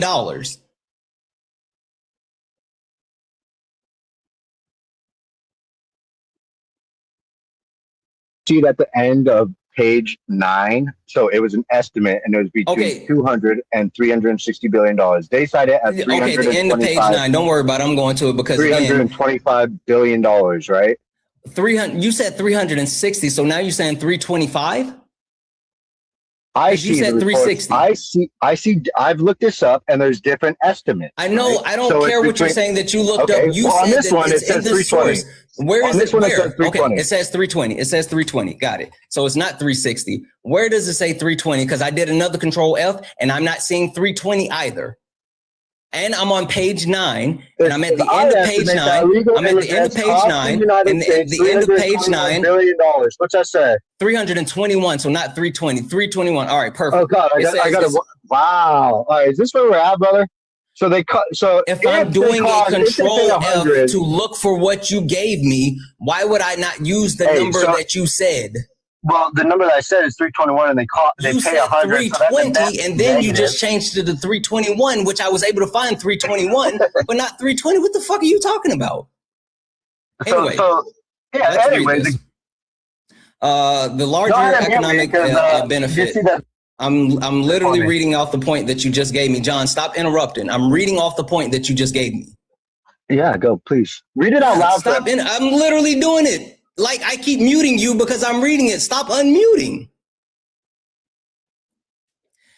Is a larger economy a benefit? That's the title. There's no question that illegal immigration makes the U.S. economy hundreds of billions of dollars larger than it would be otherwise. More workers in the country means more economic activity. Based on the labor incomes of illegal immigrants and making a reasonable assumption about labor shares of the GDP, I estimate that illegal immigrants make the U.S. economy $320 billion larger in 2019. while this is equal to only 1.5% of the nation's $21.3 trillion GDP at the time, the dollar value is still enormous. However, the standard of living in this country is deteriorated per capita. GDP, not the overall size of the economy. It's all a matter whether the aggressive size of the economy and the country like India would be considered vastly richer than a country like Sweden because India's economy is larger.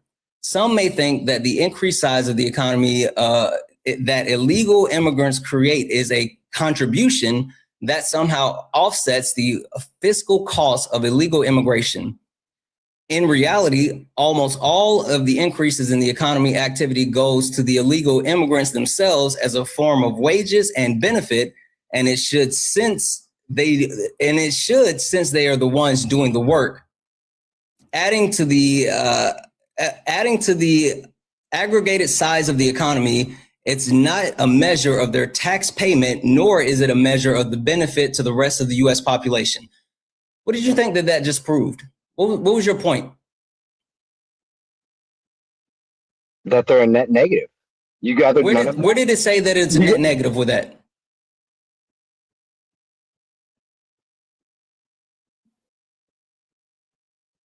Help me understand with what I just read. What did it say was a net negative? What's that first sentence under the conclusion? What's that say? So now you're saying move to a different. Can you go to the conclusion? Wait. Hold on. Before I go to the conclusion, can you admit read that first sentence? That's fine. I'll read it in just a second. Can you just admit that the section that you just gave me to read does not prove what you just said? No, not at all. Okay. So in that paragraph that I just read. In that paragraph that I just read, can you tell me what in that paragraph said that illegal immigrants is a net negative? You can't say that here. You cannot say that.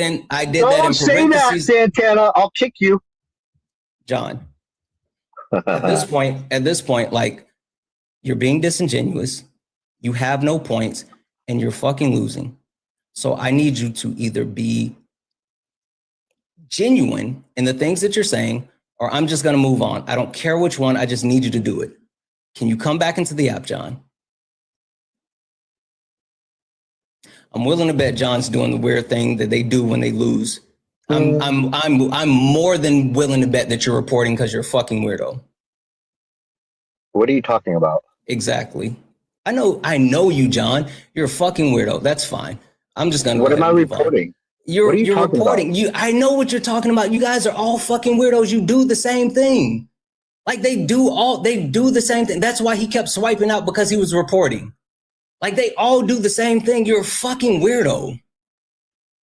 Holy shit. You guys get dominated on the topic that you try to bring, and you get so butthurt that you decide to report because you're such a coward. You're such a snowflake.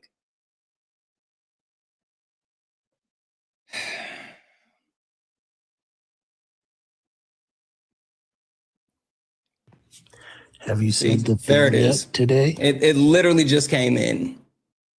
Sorry, go ahead. What I said that he was doing. Oh, he was doing the thing? He was literally doing it because he's such a snowflake. He's such a coward. Hey, John, don't be you know what you got to say, Santana. What's that? You got to say the thing. What's that? Huh? I don't want to say it unless you're comfortable with me saying it, but I'll say it. Go ahead. We're going to hit a reset after this anyway. Go ahead. Yeah, when the Kadunka come up, you just tell them, shut up, dweeb. Shut up, dweeb. Oh, yeah. That's right. All right, we're going to hit a quick reset because I don't even want to risk it because it's fucking cow. Into a theocracy. So what will happen is that and we've already seen the dregs of this before. I don't know how many of you know about like the company towns and land being bought by a lot of corporations where they want to house the people in the towns and pay them company scrip. Same way they used to for like coal miners. And the reason why we have trade unions currently is because of company towns. Same thing they used to do to sharecroppers, right? So what ended up happening, Octavia, just so you understand, Octavia Butler wrote these back in the early 90s, late 80s. And so what she was predicting is that what's going to end up happening is that people who were once considered upper class, not rich, but like upper middle class, would end up having to live in like walled neighborhoods because everybody else is going to be so hyper poor. Then these corporations, because of the demise of government and because of theocracy, will allow for people to basically sell themselves into slavery, which they call, you know, working basically for a company town where you become a debt slave. Additionally, what I see happening is that during this time period, they also basically banned birth control. They'd band-aid bees already. And so they were trying to, again, create new slaves to prop up the wealthy of people. What we are going to see why they're doing this right now, we're the testing ground. The United States has always been a testing ground for theory that they end up pushing around the world. But it's not exactly working the way that they thought it would here. Having an entire class, the youngest group of people in the country who are like 16 to 25, being more educated than basically every other generation before then, has really limited their ability to do it the same way. That's why now you're seeing a bunch of these venture capitalist firms who have been buying up land and real estate to basically inflate housing prices. Then they're going to, they've made being unhoused illegal, which puts them back into the prison industrial complex where they continue to get free labor. So that was what I think they were planning on doing with all this mass immigration roundup, was to basically try to get them into prison labor, which they are doing. But what I think they didn't expect was the response. And so Octavia Butler, when she's writing this, the response had been everyone just kept ignoring it. But because we're actually confronting it, because people are posting about it, because people are talking about it, it's not working in silence the way that they want. I will say the thing about JD Vance, if Orange Titolini ends up falling over, which, by the way, I will be throwing a garden party on that day. Everyone has to wear sparkly hats, and we are going to do nothing but line dances that day, and I will cook a huge meal. It'll be great, just so y'all know.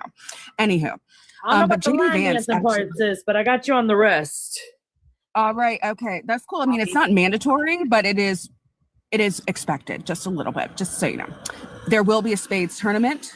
We will also have Uno, so everyone can get out all that aggression. So let's just have some fun.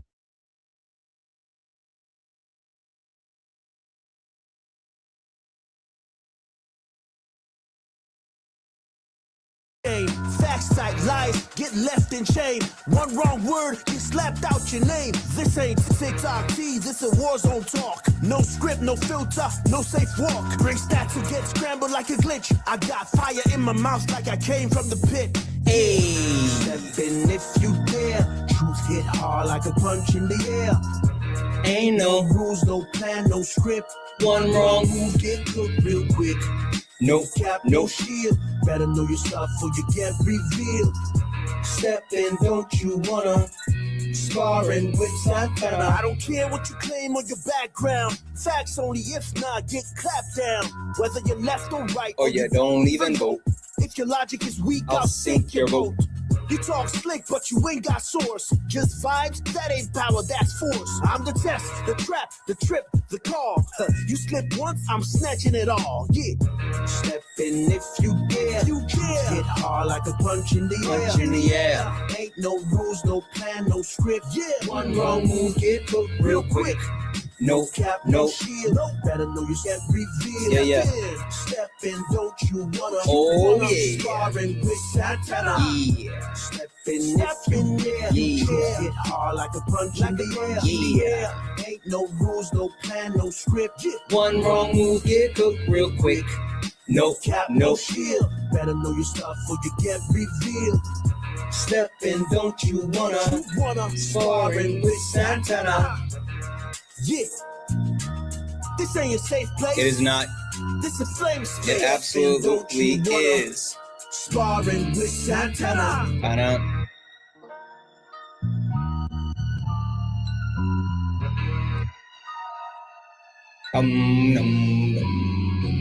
Guys, welcome back. This is Sparring with Santana. One-on-one debates with Trump supporters or anyone that disagrees with anything on the background. I am Santana. And again, if you are a Trump supporter or if you disagree with anything on the background, get in the box. We're only looking for some debates. With that being said, do all the wonderful things, right? Tap the screen, share the live. These snowflakes are extra flaky today. It's so weird when they get dominated in the debate. They come up, they don't have anything but the fifis and their tum-tum. But then when we hurt their fifis, they do the weird stuff. And that's their default. Their default is to automatically do the weird stuff. So with that being said, tap the screen, share the live, protect the live, send your daily heart. It's only one coin. It'll boost the live. I'm going to keep resetting it to these little 1-cent gift goals, and that'll help boost the live, push us out to the FYP. Also, just a reminder, sharing the live is awesome. You can share it once or twice. That's cool. But make sure you repost the live. That is way more beneficial. So please, please, please make sure you actually repost the live. Again, only request up if you are a Trump supporter or disagree with anything on the background. We're only looking for some debates, and I have figured out how we fix this country. Easy. Dismantle the patriarchy, abolish ICE, lock the GOP up, eat the rich, and give reparations to non-white people. These are the fastest way to fix this country. There is an issue within our country. I know the issue is more so, but we have an issue, and we have to address said issue. So if you disagree with any of the points on the background, get in the box. Get in the box. We're only looking for some debates. And MAGA, Trump supporters, anyone that's opposition, one, I'm not going to argue with you from the comments. I don't do that. I refuse. I refuse to have a conversation with anyone in the comments. So if you have comments and you are in opposition, got to get in the box. I'm not going back and forth with someone who is steady doing, let me tell you about yourself. Let me tell you, you're wrong. And this is why you are wrong. And this is what I believe. And no, it's not. And how dare you say that? You're racist. I'm not doing that. I'm not doing that. Like you look stupid. You look stupid yelling at your phone and smashing the buttons like that. Get in the box. I refuse. I refuse. With that being said, as we wait to see if anyone has the testicular fortitude to actually get in the box, there's a couple of things that I would like to cover. A couple of things that is super important that I would like to cover. Now, I know for a fact that Jimothy was actually giving a speech this morning. He did the actual breakfast, and he rambled off a lot of the same things that he tends to do all the time. It's not surprising. It's literally not surprising. He always resets to his default. Thank you for the cake. He always resets to his default, and he goes into his old bag of tricks because that's what makes him feel comfortable, right? He feels comfortable with talking about Biden. He feels comfortable with saying stuff like, oh, the election was stolen. He feels comfortable with all of those things that he said a million times over. That's where he is. But every once in a while, there are interviews that are completed that hold Donald Trump to task. And I love it when those interviews happen. And yesterday, there was an interview that was released where Donald Trump was absolutely held to task. And what do I mean by that? He had some tough questions that he had to answer. And those answers for said tough questions were very, very, very, very interesting. Very, very, very, very, very interesting. So a couple of things that he talked about. One thing that I want to start with is his actual point as far as like what's happening. For those who may not know, Donald Trump is currently suing the IRS, the United States government, and the American people for $10 billion, with a B, $10 billion. $10 billion. And this is what he had to say about the $10 billion lawsuit. Keep in mind, Donald Trump, he oversees the head of the Justice Department who will be prosecuting the case, and he oversees the Justice Department who will be defending the case, and he oversees the Treasury who will make a decision on it. So $10 billion. Let's see what he had to say about that. There's a new lawsuit by you and your family that you're suing the IRS for $10.5 billion for leaking your tax documents. Yeah. Is this a good use of taxpayer money? You can't leak documents. And any money that I win, I'll give it to charity, 100% to charity. Charities that will be approved by government or whatever. I have another lawsuit with the United States. I sued because they broke into Mar-a-Lago. But that's taxpayer money. It's going to get taken out of the system. I know it's going to charity, you're going to say. How would this work? So Scott Bessent's the head of the IRS. Pam Bondi the head of the Justice Department. They're going to defend the IRS against you. You're the boss. Well, there's never been anything like it, in all fairness. So are you going to tell them to pay you? Don't forget, I sued as a private citizen because I sued between terms. I won 3 times. I won 3 times, but I didn't assume, unfortunately for this country, I didn't assume office the second time. But here's the story. I sued because they broke into Mar-a-Lago. That was before I became president. Now it goes along, and it turned out that the suit is a very strong suit. You're going to tell them to pay you, though? You're the boss. Well, what I would do, tell them to pay me, but I'll give 100% of the money to charity. I don't want any of the money. You take it out of the system. A couple more questions here. No, I'm putting it back in. He said that he's going to give 100% of the actual money that he wins in the lawsuit to charity. Why the fuck you lying? Why you always lying? Oh my God, stop fucking lying. Anyone believe that? Like seriously. Is there anyone that believes that Donald Trump is going to give 100% of the money that he awards himself? Not even saying, listen, it's not even a case of whether or not he wins the lawsuit. This is not going to court. If anyone's confused, it's not going to the court. Yes, he'll give it all to charity. Oh, okay. Muskie Freak 747. I disagree, but let's go ahead. I'm going to mute you. Oh, I can't send you a request to come up. Get in the box. Come up here and tell me about it. Come and tell me about it. If you truly believe he's going to donate 100% of the money to charity, get up here and tell me about it. There's no way in hell that he's going to give the money to charity. It's literally not that. It's literally not happening.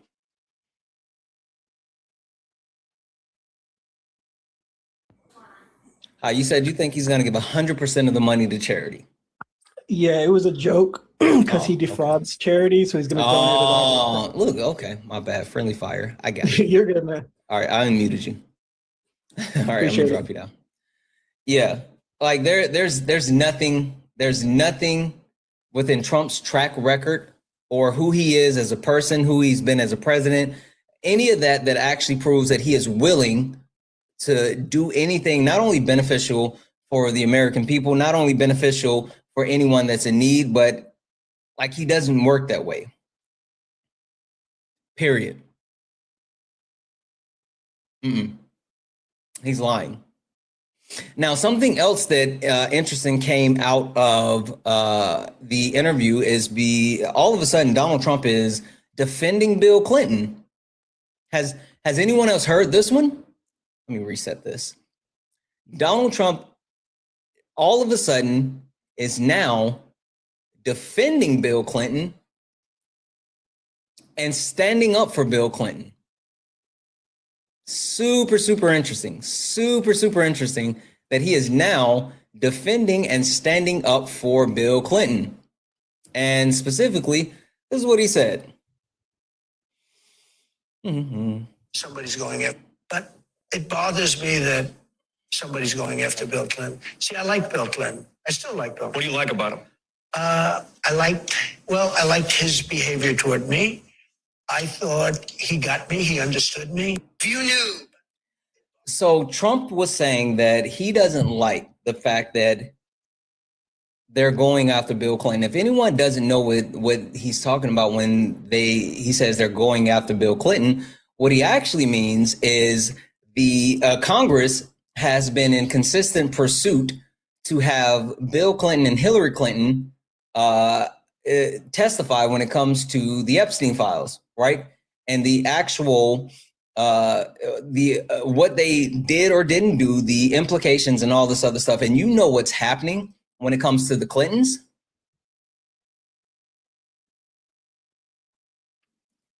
Both Bill and Hillary are saying, I can't say that on TikTok Live. I can't say that on TikTok Live. They're making a suicide pact. That's what's happening. Bill and Hillary are saying, if we go down, you're going down too. And you know what they requested? They requested that their testimony to Congress be publicly aired.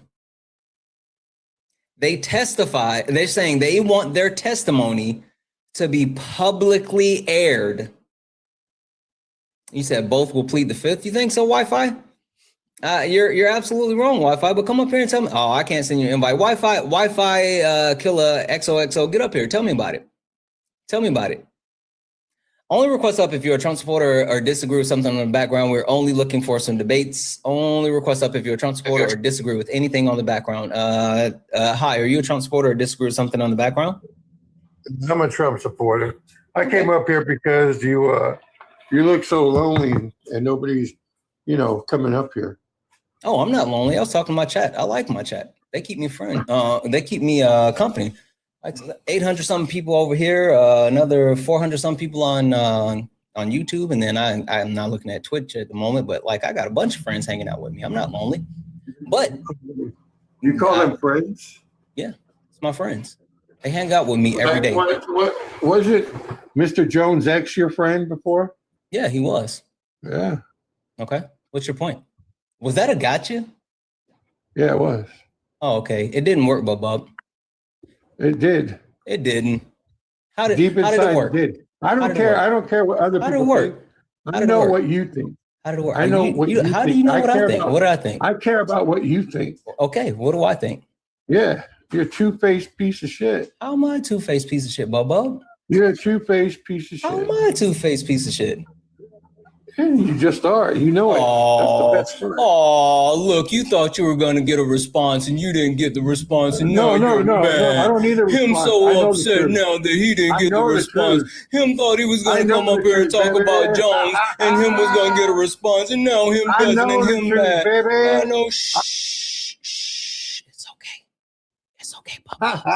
It's okay. Listen. The funny thing about what you just said is, one, you're obsessing over Jones, which is weird. Two, I have no issues with talking about what did or did not happen with Jones. Hell, I actually did a live. There's a video on my YouTube right now that talks about it completely. So I don't really give a shit. But third, it's weird that for some reason you made the decision to come up here and do whatever you're doing. That's fine. Okay. Are you done, Bubba? Would you like to debate, or did you come up here to be weird? No, I just want to tell everybody to report because I don't care what you're saying. Did you come up here to debate, or did you come up here to be rewarded? Yes, suicides. Yes, those words don't get you taken down. You're a fucking idiot. I say all the words on my live that doesn't get you taken down. It doesn't work that way. It doesn't work. I know. Listen, that doesn't get you taken down. And even more so, it shows how much of a weak coward you are. Listen, don't worry about it. I got you. You're good. You're good. Shh. The sun's getting low. Whoa. The sun's getting low, big fella. The sun's getting low. They're weird. They like to do the weird stuff.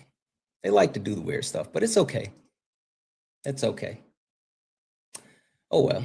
Again, only request up if you're a Trump supporter or disagree with anything on the background. We are only looking for some debates. Only request up if you are a Trump supporter or disagree with anything on the background. We are only looking for some debates. Debbie's in the chat for Valerie for the $5 donation saying, picture this.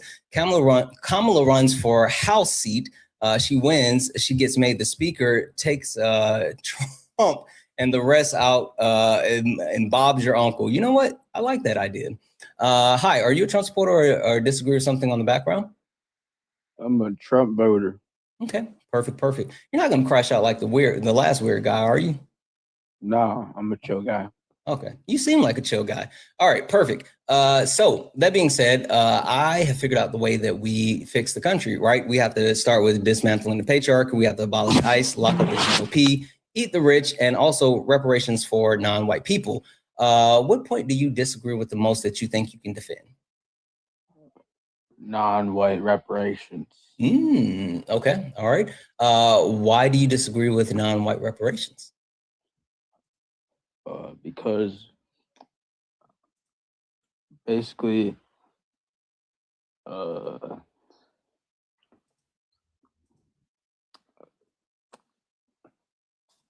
don't think we should be giving money back to people that never experienced it. Who is we? Slavery. I don't think we should be giving any who of that. Who is we? Like wait. Colored No, folks. Can you wait? Colored folks is fucking wild. But colored, like, one, don't say that because that is absolutely a slur. But like, again, you're not answering the question. Who is we? Who are you talking about when you say we shouldn't be giving money back? Who is we? What do you mean, like America? Okay. So you're saying you don't think America should be giving reparations to non-white people. And you do understand, FYI, because I haven't even told you my premise, but I will at least give you this. When I say non-white people, and the reason why I don't say black people is because it's reparations for more than just black people. So it's not just about slavery. A lot of people like to think that I'm only talking about slavery because I'm a black person, but it's far from that. But regardless, so when you say we, you're not talking about like you, right? You're talking about the actual federal government. I'm talking about like me, like I'm like a colored folk too. Like I'm a colored folk. You keep saying that, but I'm telling you, stop saying that word. Like literally stop saying that word. I've said that, like I've already said that that's considered a slur. So stop saying it. You can say you're black, you can say you're non-white, but do not say the color. Like we're not doing that. Don't be weird. Again, when you say that you don't think the federal government should give reparations to non-white people. Yeah, because I feel like it's just like downgrading, you know? What do you mean? Like you have to, like, we're like the hopeless bunch, you know, that has to get money from the government. That's not right. What if I told you the federal government has given reparations to a multiple of groups, including Japanese people in America, and hell, even after slavery was abolished, they gave reparations to the former slave owners? How would you feel about that? Wait, repeat that, please. The United States government has given reparations to different groups throughout the history of the country, including Japanese people, and even slave owners after the end of the Civil War and after slavery was officially over. They gave slave owners reparations. They gave slave owners reparations. Yes.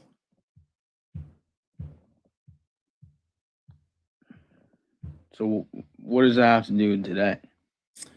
The point that I'm getting across is you said that it downgrades people, or people of color, to receive reparations. My point being that reparations has been something that has been granted by not only the United States government, but multitudes of governments throughout the history of the world. Jewish people after the Holocaust received reparations, different people throughout the history of the world have received reparations depending on the harm that has been perpetuated on them. Hell, in Canada, reparations have been given to people that have been negatively impacted by the education system. I mean, it was to a lower level, but there's been different forms of reparations in order to make people whole. So it's not about giving someone something. It's literally just about making people whole that are harmed by the government or whatever they may have occurred in a specific time frame.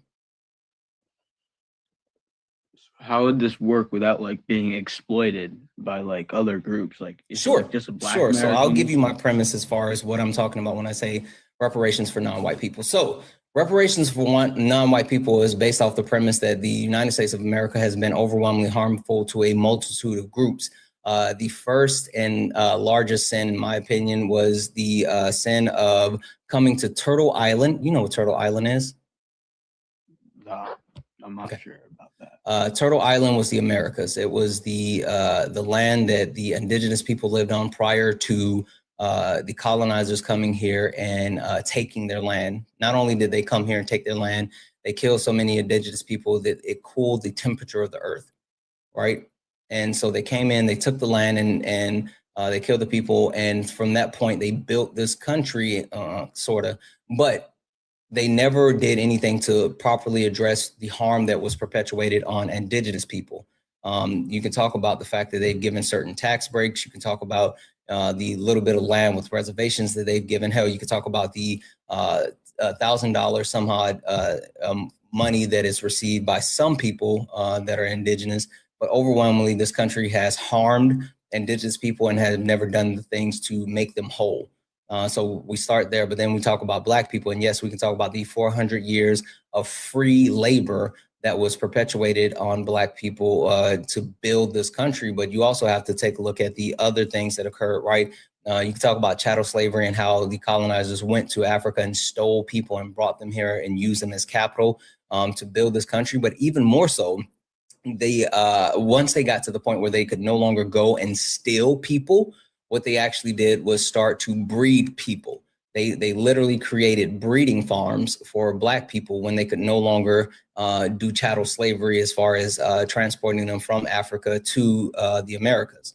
And so after that, after Black people took their freedom, there was still a multitude of things that Black people had to go through, including reclamation, Jim Crow, Black codes, segregation, all of these other things. And last but not least, the American government is now perpetuating harm on Black and brown people when it comes to what's happening with these ICE raids. And so I think there is some form of reparations that's needed. The biggest point that I'm trying to get across is that the country has a history of perpetuating harm on minority groups and exploiting them, and giving reparations would actually make these people whole. There's 4 starting points. This is just the starting points, but at the very least, these 4 things have to be included. This is where you start. Number 1, money. It has to be a financial payment. Number 2, free education. Number 3, tax breaks. And number 4, property.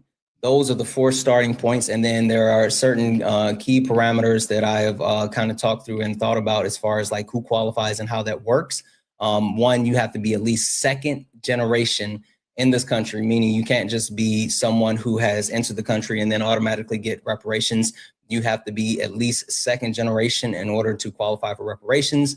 If you were part of a group that was at one time caused harm by the country as a whole, but you have traded off your harm for white privilege, i.e. Irish people or Italian people, then you don't qualify for reparations. And also there are, I've had conversations around like how long it lasts and what it looks like. And so those things are up for debate as well. But the overall principle is this is how you create equity within the country. And this is how you make people whole, which will improve the overall country, not just the people that directly receive it. So what are they going to do with that money? Like that's what are they going to do with that money? I don't know. I don't pocket watch. Would you like to engage in any of the things that I actually said? Why are you worried about what they're going to do with the money? Because of Black Lives Matter, dude. It was like, okay, so you didn't listen to anything that I said. You just wanted to go towards like the bullshit that you were going to say. You didn't come up here for a good faith conversation because you thought I was going to be on like some stupid shit, and then you were just going to be able to say like, oh, da da da da da da da. Hey, can you directly address any of the things that I said? The slavery part is bad. It's bad. Okay. Very so at bad. this point, I'm realizing that you have nothing to add to this conversation. So I'm going to give you one more opportunity. If you want to stay, I'm more than willing to have you and continue to talk to you, but I really need you to actually add something to the conversation, because if you can't, then I'm just going to move on. Oh, what about the 3,000 slaves? There was only 3,000 slaves. Okay. Yeah. Only request up if you're a Trump supporter or disagree with something on the background. We're only looking for some debates. Only request up if you're a Trump supporter or disagree with anything on the background. We're only looking for some debates. If you're friendly, tap the screen, share the live. Let's go ahead and get the likes up to 100,000 likes. Also, send your daily heart me. Send your daily heart me. It's only one coin. It will boost the live and push us out to the FYP. W's in the chat for Sean for the $2 donation saying charity must be a side piece. Oh, talking about Trump? Absolutely. Absolutely. W's in the chat for Sean. Guys, again, if anyone would like to support the live, you can do so. Cash App, PayPal, Venmo. Pay links in the link tree in the bio. Santana Speaks for You is the best way to support the live. If you're over on YouTube, you can send a super chat and I will read that out. With that being said, there has to be better opposition. Not going to hold you. Not going to hold you. There has to be people who have the ability to actually engage in a conversation that's better than whatever the fuck that was just now. Like there absolutely has to be people that can engage in something better than whatever the fuck that was just now. So if you are a Trump supporter or you disagree with anything on the background, get in the box. While we wait for anyone to actually have the testicular fortitude to engage in a conversation, a couple other things that I wanted to make sure that I hit. Right, we talked about the actual the fact that Bill Clinton and Hillary Clinton are forcing the hand of Donald Trump and the GOP. That's why Donald Trump is saying things now like, oh, I support Bill Clinton. I think what they're doing to Bill Clinton is an injustice. He doesn't really care about Bill Clinton. He doesn't care about Bill Clinton. He doesn't care about Hillary Clinton. What he cares about is now that they are going after people specifically within the Epstein files. They're getting too close to home, and he does not want that. He is not interested in them getting to the point where they could possibly hold him accountable. You admit what? What was that? These people are fucking weird. What was he saying? Anyway, so yeah, another thing that I wanted to call out was the fact that when it came to Donald Trump, he's delusional, right? We can all agree that he's actually delusional. Donald Trump argued the guy down that was interviewing him that he has good polls. And he said that he should have good polls, but he has good polls and there'll be good soon, which none of that makes sense. Like, I don't understand the logic, but that's his logic. Like, however it's connecting, however it's clicking, like that's his logic. They're not good now. They'll be good soon. Something, I don't know. But a couple other things that I want to make sure that I talked about. California. California had their congressional map approved. So Prop 50 that was voted on by the American people, by the people that live in California, the prop was actually approved. It will go into effect, and the actual shift for California fighting back for what Texas did, the stand is there. They're literally fighting back. So where you see places like Texas who engaged in gerrymandering and who's tried to force a electoral map on the people who didn't want it, you see places like California fighting back. California literally negated what was done by Texas, which is huge, which is absolutely huge, right? Couple of other quick things I want to call out. Fucking rare W for Ron DeSantis. Never thought I would say that sentence in my life.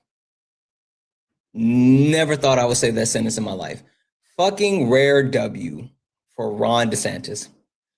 Ron DeSantis was doing an interview and he pushed back on the idea about data centers coming to Florida. Not only did he talk about how data centers take jobs, but he talked about the pollution that data centers create. He also talked about how there is a thought process that is going to innovate, but yet it lacks the ability for people to survive the innovation, right? He talked about the natural progression whenever new technology is introduced and people lose their jobs, but he talked about the forceful loss that's created by AI, right? He said, am I feeling okay? No, fucking, I call balls and strikes. I got to call balls and strikes. I mean, like I said, it's a rare W for him, not him overall, but at least the point, right? The specific point. But he did call out the fact that data centers are overwhelmingly harmful, and which is interesting to me because I think it has more so to do with the fact that what's happening right now is there's so many people that's realizing like AI is not what it should be. There's so many people that thought AI was going to be so revolutionary and it was going to, you know, cook and clean for us. They thought AI was going to be, what was the maid off the Jetsons, right?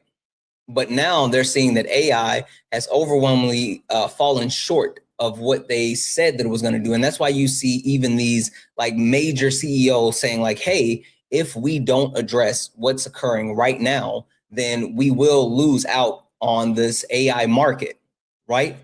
Rosie, yes, Rosie. So that's where they are now. That's what they've been talking about. And so that's a whole thing. AI is not hitting like they thought it would. Speaking of AI, speaking of AI being used in social media, speaking of social media, there's a lot. I'm just going to read this off.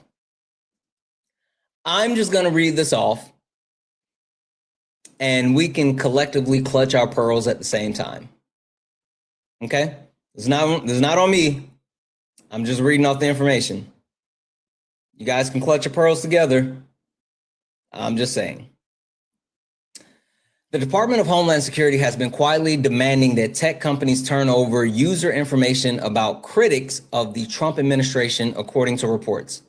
In several cases over the recent months, Homeland Security has relied on the use of administrative subpoenas to seek identifiable information about individuals who run anonymous Instagram accounts which share posts about ICE immigration raids in their local neighborhoods. These subpoenas have been used to demand information about people who have criticized Trump officials or protest the government policies. Unlike judicial subpoenas, which are authorized by the judge after seeing enough evidence of a crime to authorize a search or seizure of someone's things, administrative subpoenas are used by federal agencies, allowing investigators to seek a wealth of information about individuals from tech and phone companies without a judge oversight.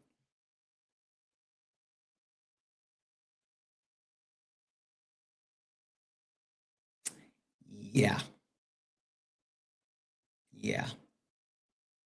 Hey guys, you remember when MAGA was talking about how like Joe Biden and the Biden administration was suppressing freedom of speech and like all this other shit with like Meta and COVID and all this other. You guys remember that? You guys remember that?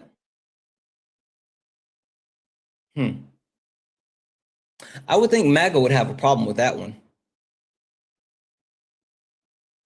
I would literally think that MAGA would have a problem with this. Or is it really just a fact of the matter that like, oh, we're good with this one too? The title of this is Bootlickers for a specific reason. It's literally because MAGA does any and everything to fall to their knees in support of Donald Trump. That's what we're talking about. The willingness to do any and everything in the support of Donald Trump. No, they won't, because it's the liberals that, yeah, they won't. They won't. They will not.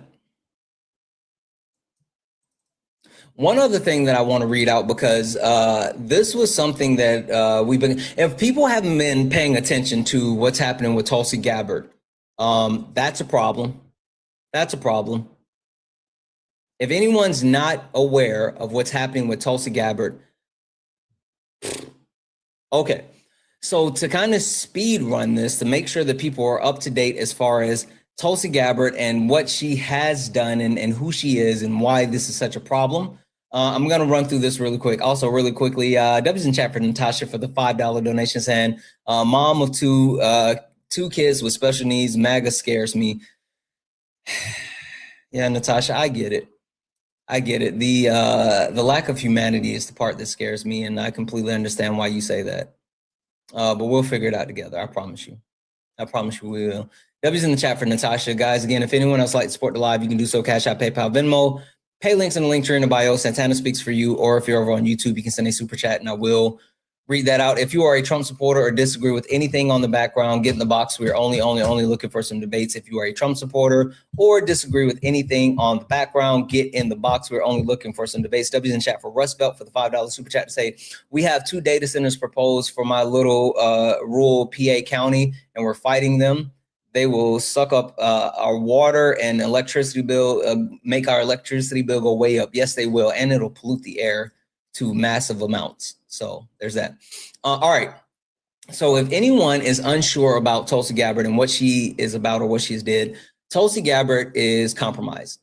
Easy, straightforward, simple. Like there's no way around that. Tulsi Gabbard is literally someone who prior to leaving office, prior to leaving the Democratic Party, she was someone who flew to Syria and had secret meetings with the head of Syria and also Russians, right? She's literally compromised. Like we know this for a fact. But Donald Trump put Tulsi Gabbard as the head of intelligence for the United States of America.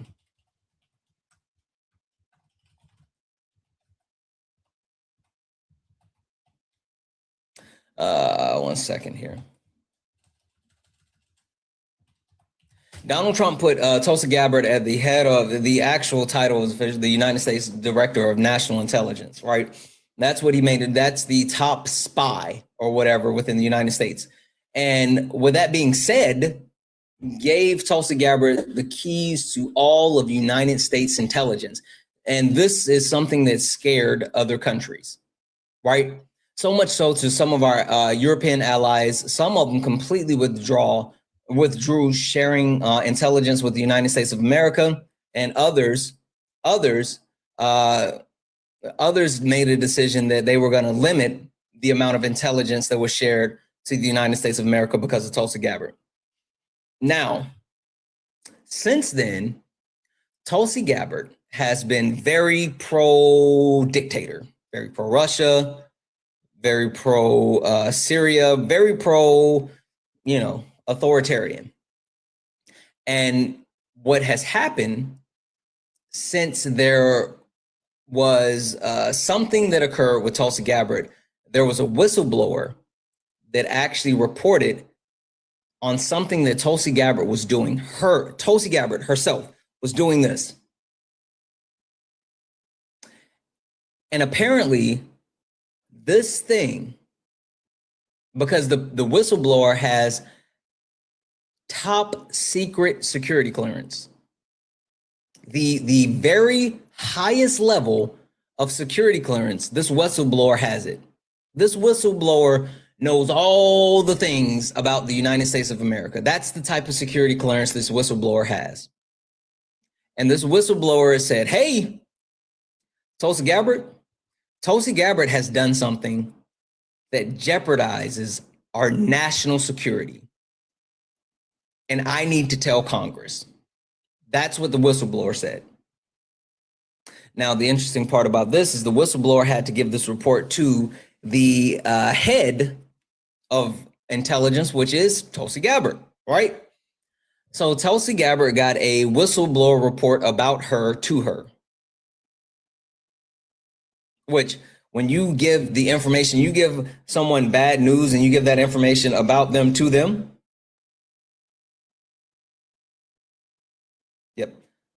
Yep. When you give that information about them to them, I don't know, they're not going to take themselves out. So what do you guys think Tulsi Gabbard did when she got that information? Do you think that she passed that information along like she was supposed to? Nope. Tulsi Gabbard took that whistleblower report and put it in a safe and locked it away. She stonewalled the complaint from the whistleblower. She held it up, and then when she couldn't hold it up anymore, she took the information and locked it in a literal safe. A literal safe. so that information couldn't be accessed.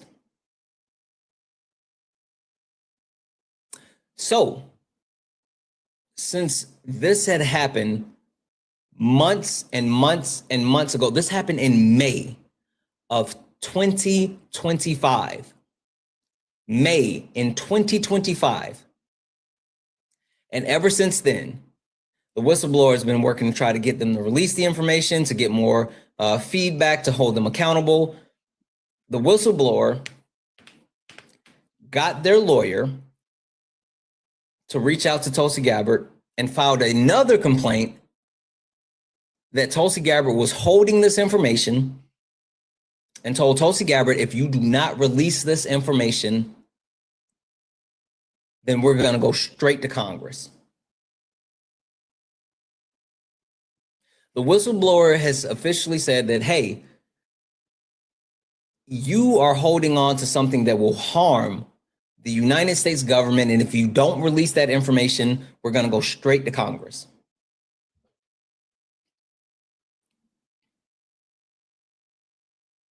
Now, Tulsi Gabbard still hasn't officially released that information, hasn't gotten that to Congress. Donald Trump, for a while, kind of put her in the corner, right? But Donald Trump sent Tulsi Gabbard down to Fulton County when they did the FBI raid of Fulton County, when they took those ballots. And Tulsi Gabbard was actually pictured hiding behind a corner in a trench coat, trying to look inconspicuous on the phone, which led people to say, like, why the fuck was she there? What does she have to do with that? Right? Donald Trump talked about that this morning. Donald Trump finally addressed her this morning. And Donald Trump said something super interesting. Donald Trump, these were his words. He called Tulsi Gabbard the director of national and international intelligence. And I think he did that specifically. He did that for a reason. He said Tulsi Gabbard was the director of national and international intelligence, right? He also said that Tulsi Gabbard was there at the behest of Pam Bondi.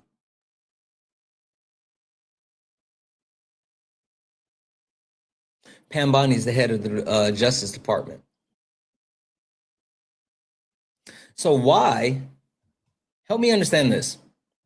Why is the head of the Justice Department, Pam Bondi, the Attorney General, telling the head of National Intelligence, Tulsi Gabbard, to go to Fulton County, Georgia, while there's an FBI raid, Kash Patel, to get the ballots from the 2020 presidential election?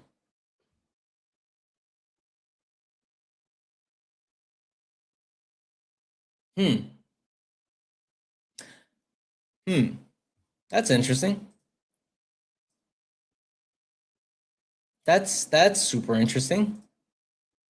But this is where it gets even more interesting, because there's a lot of conspiracy theories. And the one thing that I know for a fact that I can't do on TikTok Live is dig into conspiracy theories. I can only leave the breadcrumbs out there and you guys can kind of dig into it. I can only talk about what we know, because the TikTok does not like conspiracy theories. And so we don't talk about conspiracy theories online. So I will never actually talk about a conspiracy theory online, but I will lay out the facts as I know them. And those are the facts as I know them, except there's one other thing that came out yesterday, and it made me say, that's weird. This came from Ron Whedon, United States Senator, Oregon. Ron Whedon yesterday sent a letter to the head of the CIA, right? sent the letter to the head of CIA. And for anyone wondering, Ron Whedon is on the Committee for Finance, the Committee for Budget, the Committee for Energy and Natural Resources, the Select Committee of Intelligence, and the Joint Committee of Taxation. He's also the chairman of the Committee of Finance. Chairman of Committee of Finance on the Budget, Energy and National Resources, Taxation, and sits on the Select Committee of Intelligence. So yesterday, Ron Whedon, United States Senator, Oregon, sent this letter. Wyden, sorry, it said Wyden, sorry, sure. Ron Wyden. He sent this letter to John Ratcliffe. And this is the entire letter. Dear Director Ratcliffe, I write you to alert you to a classified letter I sent you earlier today in which I express deep concerns about the CIA activities. Thank you for your attention to this important matter. Sincerely, Ron Wyden.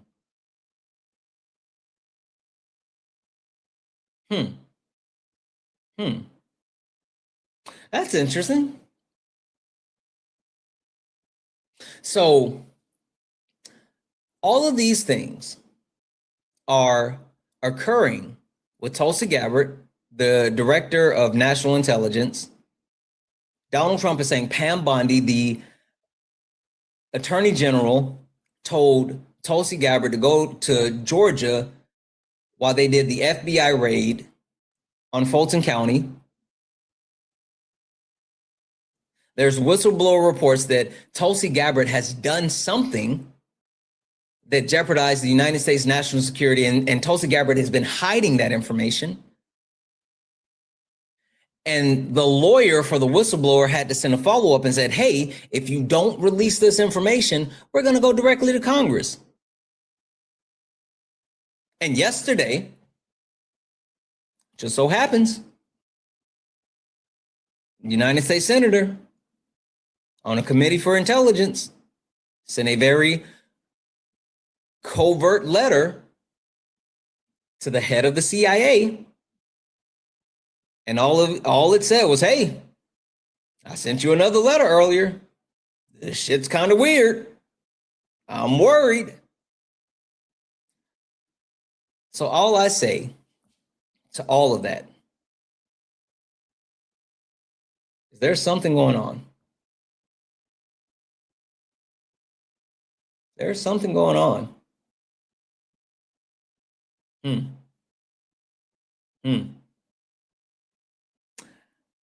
I don't know what's afoot, but I do know shit is weird. How did you learn about the second letter? Because he published the second letter. He actually put the second letter out. That's the interesting part about this, because the second letter, the one that I just read out, it was literally published. It was given, they wanted this one out for sure. They wanted this second letter out talking about the first letter. They didn't want the first letter out, but they wanted the second letter out talking about the first letter. That's a fact.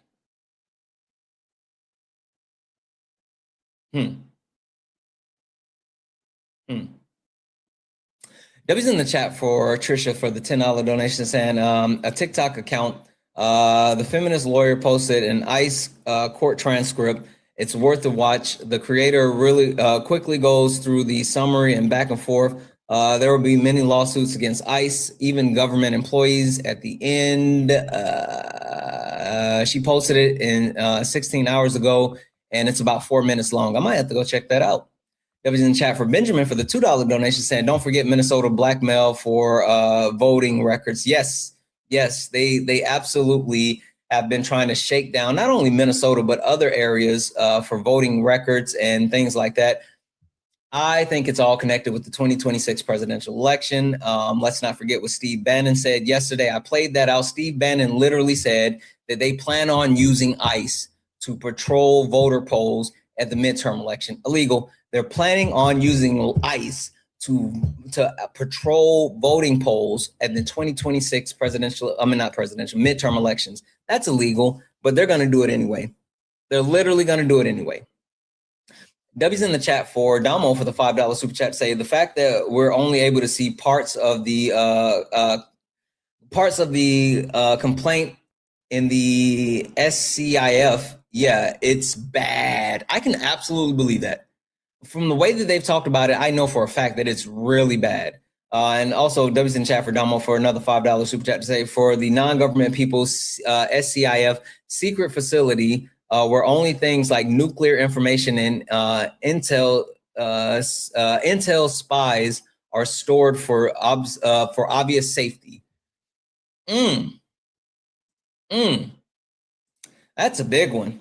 That's a big one. I think that's a big deal. Chat, I might be crazy, but I think that's a big deal. Am I tripping? Am I making a mountain out of a molehill? Is it me? Because I may be making a mountain out of a molehill.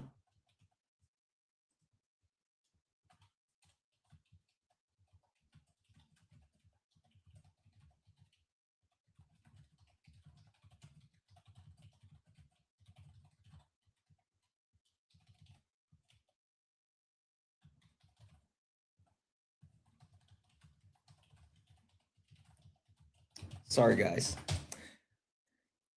Had to send something to my mods. Mod Squad, if you guys are watching, can you guys take a look at that? Can you take a look at what I just sent? Can you take a look at what I just sent? Yeah. I didn't think I was tripping. Like, I didn't think so, but like sometimes I do. And I don't realize it. And so like it's important to have people you know, let me know if it's me. Okay. Hey, W's in chat for Rainy for the whale diving. W's in chat for Rainy for the whale diving. Couple other quick things that I want to kind of run through. Russ, yeah. Hold on, give me a second. Let me see if I can fix that right now. Because again, like you're listed, but let me check 1 second.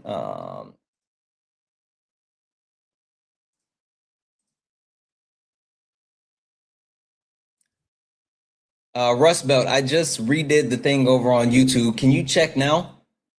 Put in the just type something in the comments. See if you see the actual mod thing by your name now.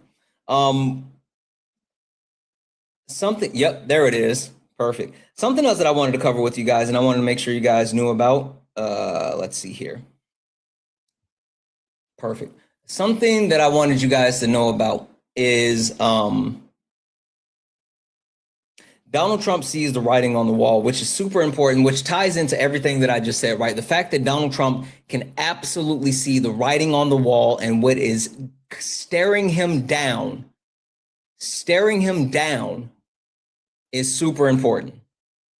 Donald Trump knows that if he loses at the midterm, they're going to hold him accountable.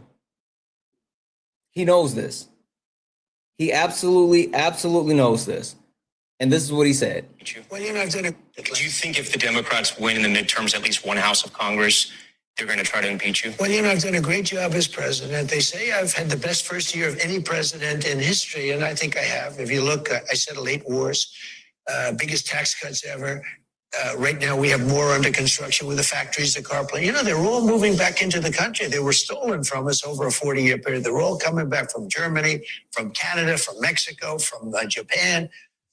I think I had the greatest first year that we've But you think they may come after you again? Well, they'll find something, like I did an interview with you, and because I did the interview, let's impeach him or something. Anything out there that Americans are going to be surprised about? I'll tell you, they shouldn't do it. And that's one of the things. I didn't do it for that reason, but it bothers me that somebody's going after Bill Clinton. See, I like Bill Clinton. That's when he goes into the Bill Clinton comments, but he's giving up the game, admitting that if the Democrats take power, then he will be impeached. which I think that's the best.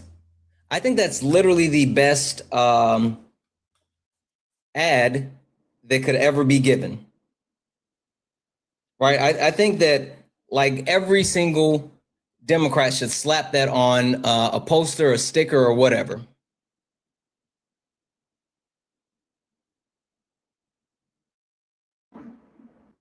One last thing that I want to show you guys, because he said that he brought back all these jobs and blah, blah, blah, blah, blah, blah, blah, right? That's what he said. He said that, not me. Jimothy. Jimothy is the one that said that, right?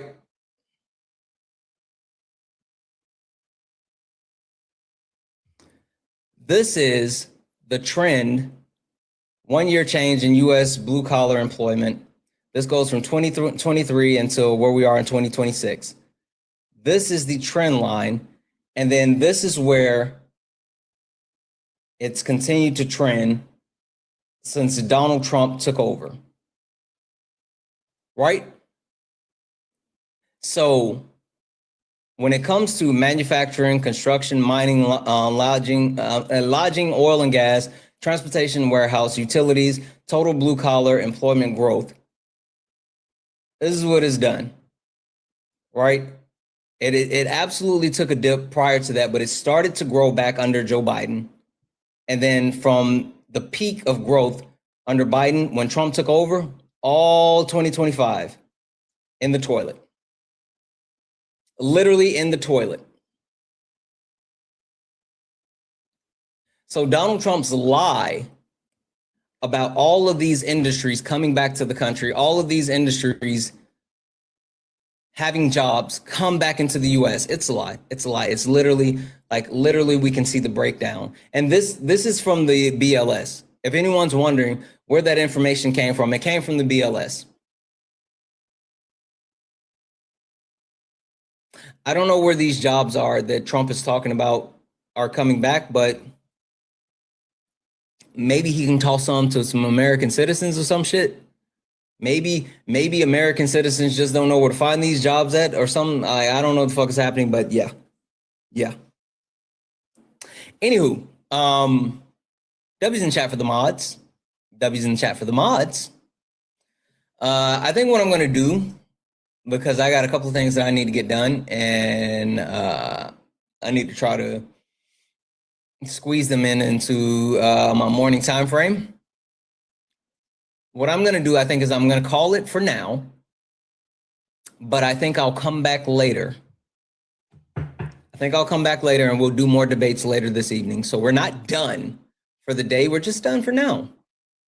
We're not done for the day. We're just done for now. So look up at the top. You see that word follow. If you see follow, you're not following me. Hit that follow button. Turn on your notifications so you know when I go live. And I will be back this evening. For shiggity. Also follow the backup account. We're going to be back on the backup account sometime soon. We just got to make sure that there's nothing funny with the money when it comes to the backup account. Until then, until we can get on the backup account, we also have the backup to the backup, right? Got the backup to the backup right here, right? This is the backup to the backup. So if you are not following the backup to the backup, click on that actual profile and hit that plus button. It'll allow you to follow the backup to the backup. As soon as it is ready, we will start going live on the backup to the backup. And we will do debates there as well, because you know what? We ain't gonna let shit stop us.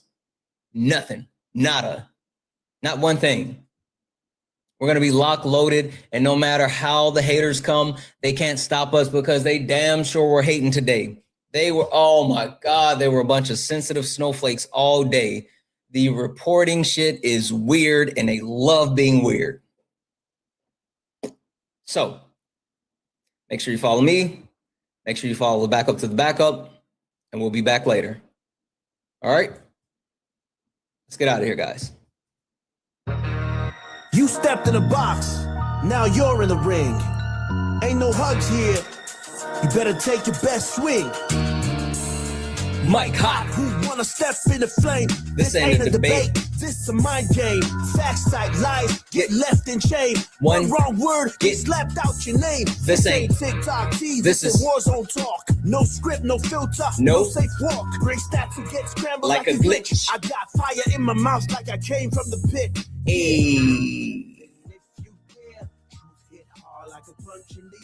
W's in the chat for the chat. W's in the chat for the new mods. The new mods are on fucking fire. The new mods are on fucking fire, and I am so ecstatic that we have more people fighting the good fight with us, with our community. I love you guys so fucking much. I love all of you, right? The chat, the mods, sometimes the ops, not a lot of times. But W's in the chat for the mods, for the chat, for everyone. Ooh, guys, I'm going to edit this video. If you miss the guy who didn't know what a uterus was yesterday but wanted to debate abortion, that video is going to be out today. That video is going to be out. Yes, someone who didn't know what a uterus was debating abortion based off of his religion, but he didn't know the Bible. That video is coming out today. So watch out for that. Regardless, guys, I will be back later this evening, so I will see you all later this evening. I will see you all later. I love you guys. Thank you for all the gifts, the taps, the likes, the shares. Thank you all for hanging out with me. Thank you all for being so absolutely amazing. All of you are so pretty and you smell like strawberries. Num, num, num, num. I love you guys. I'll see you all later. And as always,